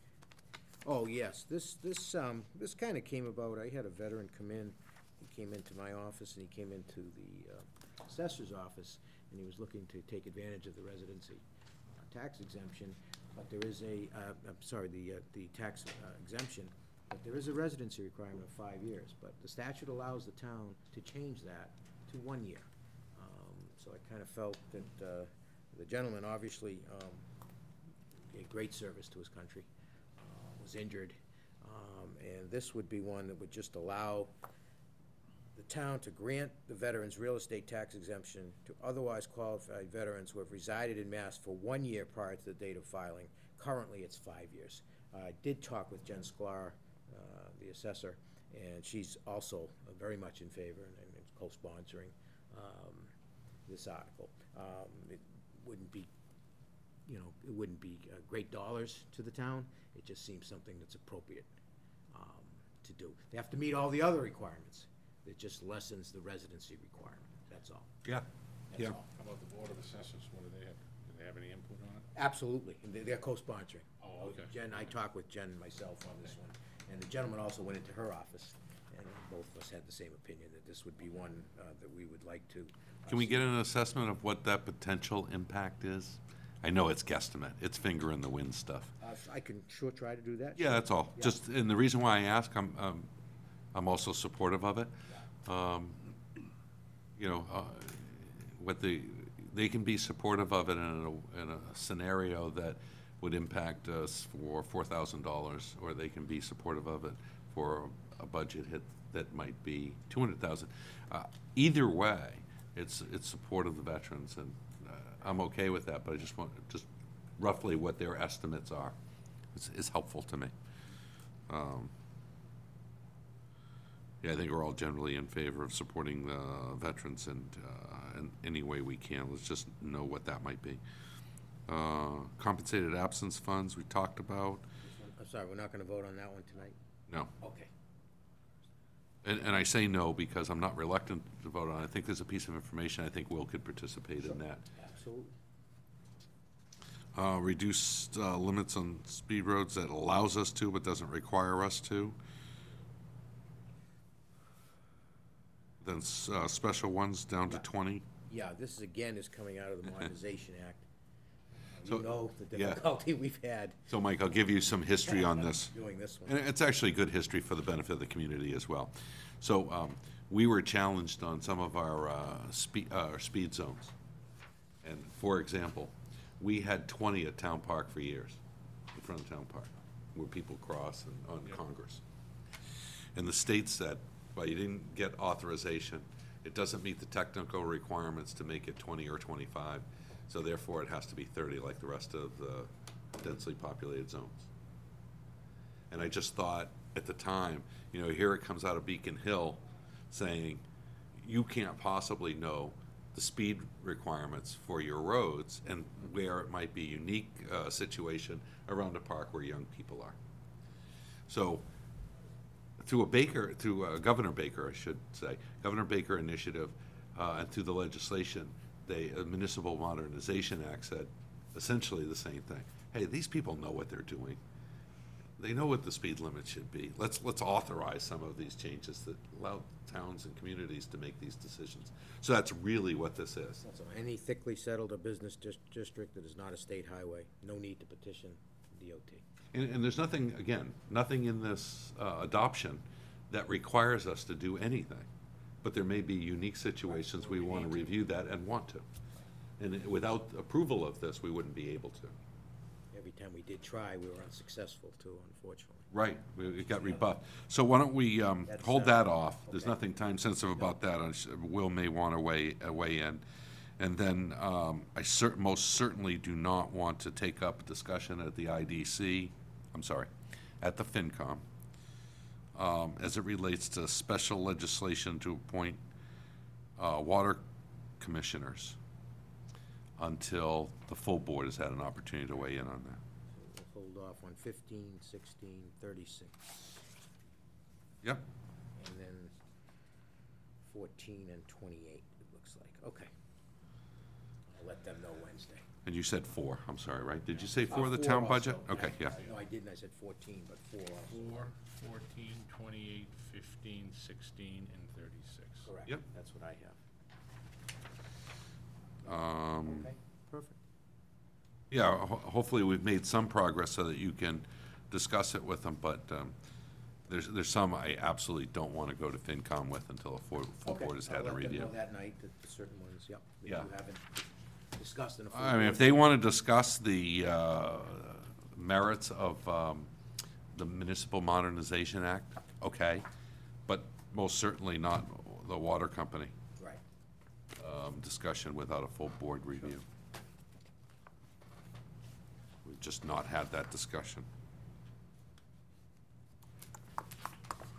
Okay, so we've made some progress. I know this has got to be hard to watch at home, and, but it is the annual budget time. It's all the articles associated with it, and basically what it's looking to do is have Board of Selectmen review and vote to support some of these articles. Okay. That's the warrant now. Mike, do you have anything under old business that you want to bring up? I do not. Okay. I do. There are 2 items that I would like to bring up.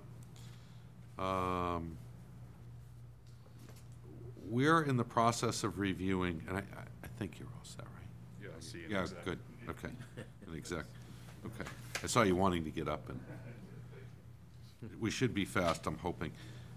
So we are reviewing, in the process of reviewing what type of policy we're gonna have for rental, specifically of the Upper Town Hall. We've not had the ability, or not had the discussion yet, so we don't have that policy.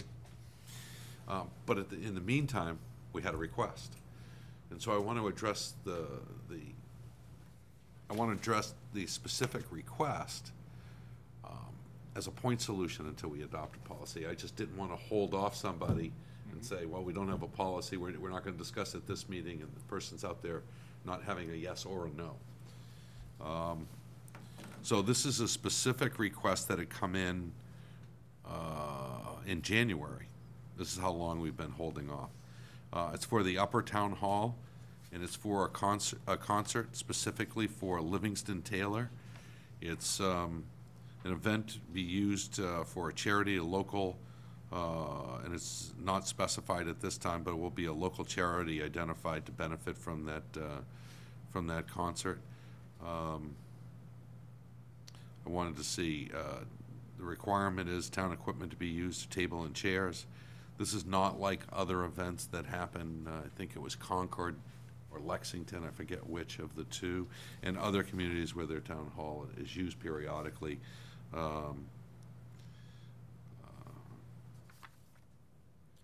Is there any bonding or anything that's required? Insurance requirements. There is, there are insurance requirements, thank you. So that's the only question I had. Otherwise, I don't have any concerns if the insurance is available, if we're benefiting a local charity. This is Ray Ozier, or somebody who's familiar to this community, for holding similar events. What I'd like to do is either move this along or deny it. In any case, we're giving them an answer, right? And so, do you see any reason why we wouldn't want to recommend favorable, Mike, on this? I don't. I look at it the same, the rentals that we do over at the youth center. Right.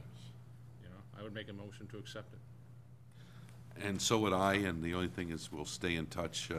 They demonstrated the insurance, or is that something they do before the event? They would have to get that to us We before should, the. yeah, we should just let him know that before he advertises too much, right? That we would need to see that for, It is one of the requirements in the policy that we do have. okay, good. Thank you, Mike. Thank you, Rick, for bringing that forward. That was one of the old business items. It was really under the discussion about policy for rentals. We don't have one, but we had a application. Next, so the last meeting, we discussed properties that may or may not be classified as nuisance, or most certainly getting a high amount of public safety attention and calls. Rick, I wonder if you just bring Mike and I up to speed on where we are with being able to get that information. I have spoken with the police chief on that, as to could he provide such a list. And he informed me at this point he wouldn't be able to compute or generate such a list, so, and he did have some concerns about generating certain lists of that kind. So at this point, I'm not prepared or not ready to put together a letter or anything to landlords. I suggested, and he and I discussed perhaps sitting down and seeing what we could do to prepare such a list, and under what conditions such a list could be released. And I think that would be the next step, should the board wish to proceed further with this. Okay. And just for clarity, so that people know where the discussion's going and what types of things the members of the board would be interested in using that information for. I can give you some feedback on it so that it could be, the rationale and information could be more clear and be able to be synthesized, and maybe something could be adapted. So for me, that information that was provided to the board was very revealing. And it would be my desire as an individual, member of this board, to see how similar properties getting a high degree of attention from police calls could be incorporated into task force. Because my assumption is this is currently not part of the task force prioritization of properties, specifically the number of calls. Somebody would have to clarify that for me if it is. But if we can't get the data, we can't get the information through software, I'm going to doubt very seriously it's being used as a component for determining which properties are higher priorities.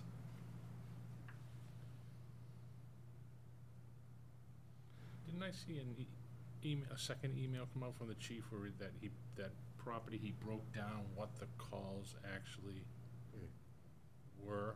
Because the first list we got was the dates that they were done, and then we got another one, a subsequent. That's kind of what you're looking for, Bill? Yeah, I think what I'm hearing is if we give him a property number, then he's able to give that breakdown, but he's not able to say, Correct. you know, which 20 properties or 15 Gotcha. properties get the highest number of calls. Yeah.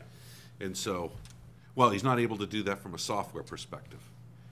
And so there's my second thought on this. What I'm trying to do, I guess, at the end of the day is get to a point where I could say, where a reasonable person would not want to be a neighbor next to that house, right? Because I think when reasonable people look at the information we saw 2 weeks ago, a reasonable person would say, man, I'm glad I'm not the neighbor. But the fact of the matter is there are neighbors there, and there are children trying to grow up next door, and there are children trying to grow up within that building who may not be part of what's going on in that building. So what I would ask for is by the next meeting, or to be put on the next meeting agenda, because I think we ought to keep quality of life as our #1 topic. I think we ought to keep task force and some properties of concern. I'm not going to call them and qualify them as nuisance yet, but we can determine what that is. If they're unkept homes, for whatever reason, and getting a high level of attention from the police, that would in my mind, warrant some further discussion. But for me, it's not about software. It's about discussions with the police officers, discussion with the dispatchers. They know where they're going. They know where they're going a lot, repeatedly, and where frequent calls are made. So I think that list could be pretty readily generated. So I'm looking for that path to yes in the absence of a software path to get us to which properties might qualify as disturbing to the neighbors or disturbing of the, might qualify as unkept or whatever it is under Mass General laws. Maybe go as far as to say if they think that it's an overwhelming project, maybe top 10, top 20, something like that. Yeah, let's see, we can limit, look, if we're looking at the top 10 properties now, and that's a great point, and next year, they're not the top 10 any longer, then we'll go to the next 10, right? Exactly. Because we don't have to solve world hunger in the first year, Right. to your point. Thank you for bringing that up. It can be 10, and you know, that would be my guidance, is take the top 10. But I would be concerned if task force is not incorporating some type of list from the police as a part of that prioritization of properties that gets reviewed and visited. We know we look at code violations, we know we look at health sanitary violations, we know that police and fire participate as members of the task force.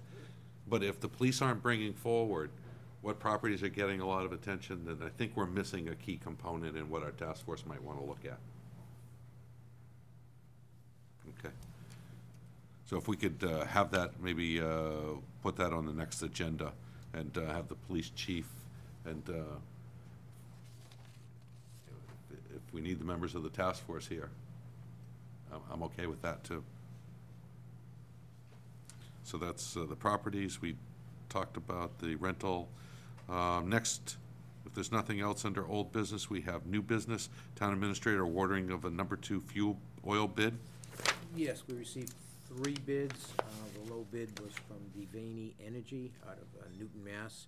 1 year per gallon price, 1.7474. 3 year, same. So I would recommend awarding that bid to the low bidder, Devaney Energy. Wow, that's incredible pricing for fuel. Okay, is there a motion to award this to the lowest bidder? Make a motion? Okay, motion is to award the bid for fuel oil, specifically number 2 fuel oil, to Delvini Energy Corporation, the low bidder. I'll second that motion. That's unanimous.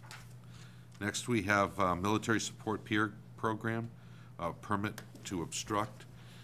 We received a request from Military Support Peer Program. This is a request for a 5K road race and walk Sunday, July 11th. June 11th. I'm sorry, June 11th, thank you. And permit to obstruct sidewalk and roadway. And police chief has reviewed the particulars associated with it. Is there a motion? I'll make a motion that we allow military peer support program ability for 5K road race and walk Sunday, June 11th, 2017. Okay, and I'll second that. That's unanimous.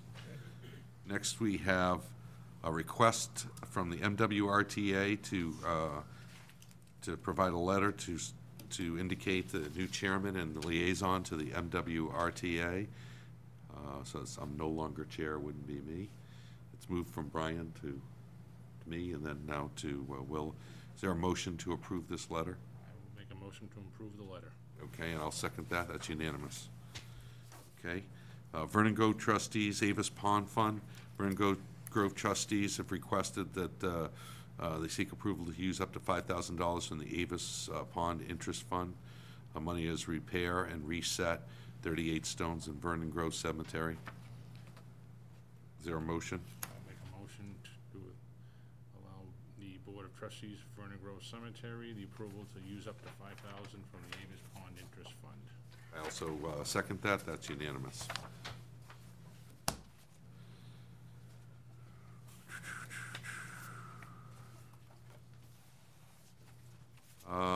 Is there any other new business? Mike, anything I do not. new? Okay. I have a couple items. One, I'd like to get as a very near action item to review our housing production plan. And that's specifically as it relates to 40B law. That's why I chose that language.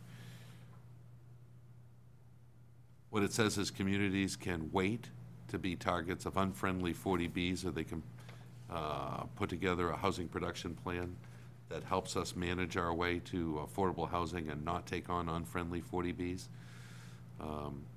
So what I'm looking for is to have Larry come in and discuss what our housing production plan is currently, and how and what strategies we might use to encourage friendly 40Bs.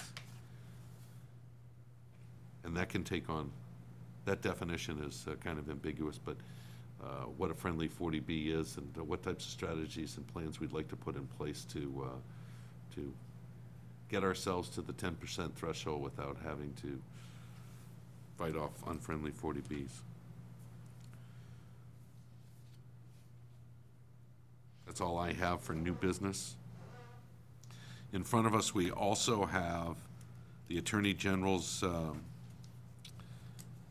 OUI list. And what it specifically does is identifies establishments within our community where the person that's been charged with OUI states that's where they were last. There's no requirement for this information to be accurate. It's just a claim made by the individual upon arrest. You know, I'm getting to the point, Rick, I just want to say this, where I'm hesitant, because I don't know its accuracy. So I'm hesitant to read the list publicly, to identify businesses where people have been arrested for OUI, say, oh yeah, I came from so-and-so. And How do you know that? I don't know that it's true. So I'll tell you what I'm going to ask for this time, if it's the pleasure of this board, and Mike, if you support it. In the past, we've listed them. I don't see any reason to make a public spectacle of what people claim where they were last.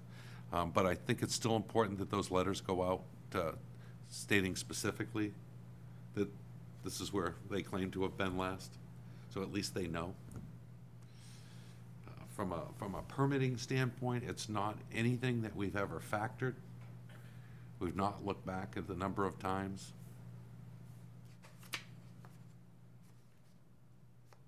It doesn't have any impact at all on our licensing. No, it doesn't. And it really Know what I want to, because I think it would be subject to legal challenge. And what is it proof? Doesn't prove anything, There's no proof of anything. anything at all. I would support that. All right, so we're gonna get out letters saying they were indicated in the thing, but, and it's useful. Well, let me say this, it's interesting, but not useful information. Okay. And I know, Rick, you just pass it along, so I'm not being critical, it's what the state provides us for information. Thank you. So we have the OUI report, that's the last item on the agenda. Is there anything else for new business correspondence? Mike, anything you have for correspondence information? No, I'm good, thank you. Okay. So that would be the end of our regularly scheduled meeting, where we do intend to go to executive session with town council to talk about the water company, to also talk about the sewer department and specifically collective bargaining, to talk about dispatchers and specifically collective bargaining, and to talk about town council contract. So I'll take a motion to go into executive session for the purposes that I indicated. I'll make the motion. I'll second that. I'll also take a roll call. Mike? Yes. I also vote in the affirmative, so that's unanimous. We will not be returning to open session after executive session. Thank you and good evening.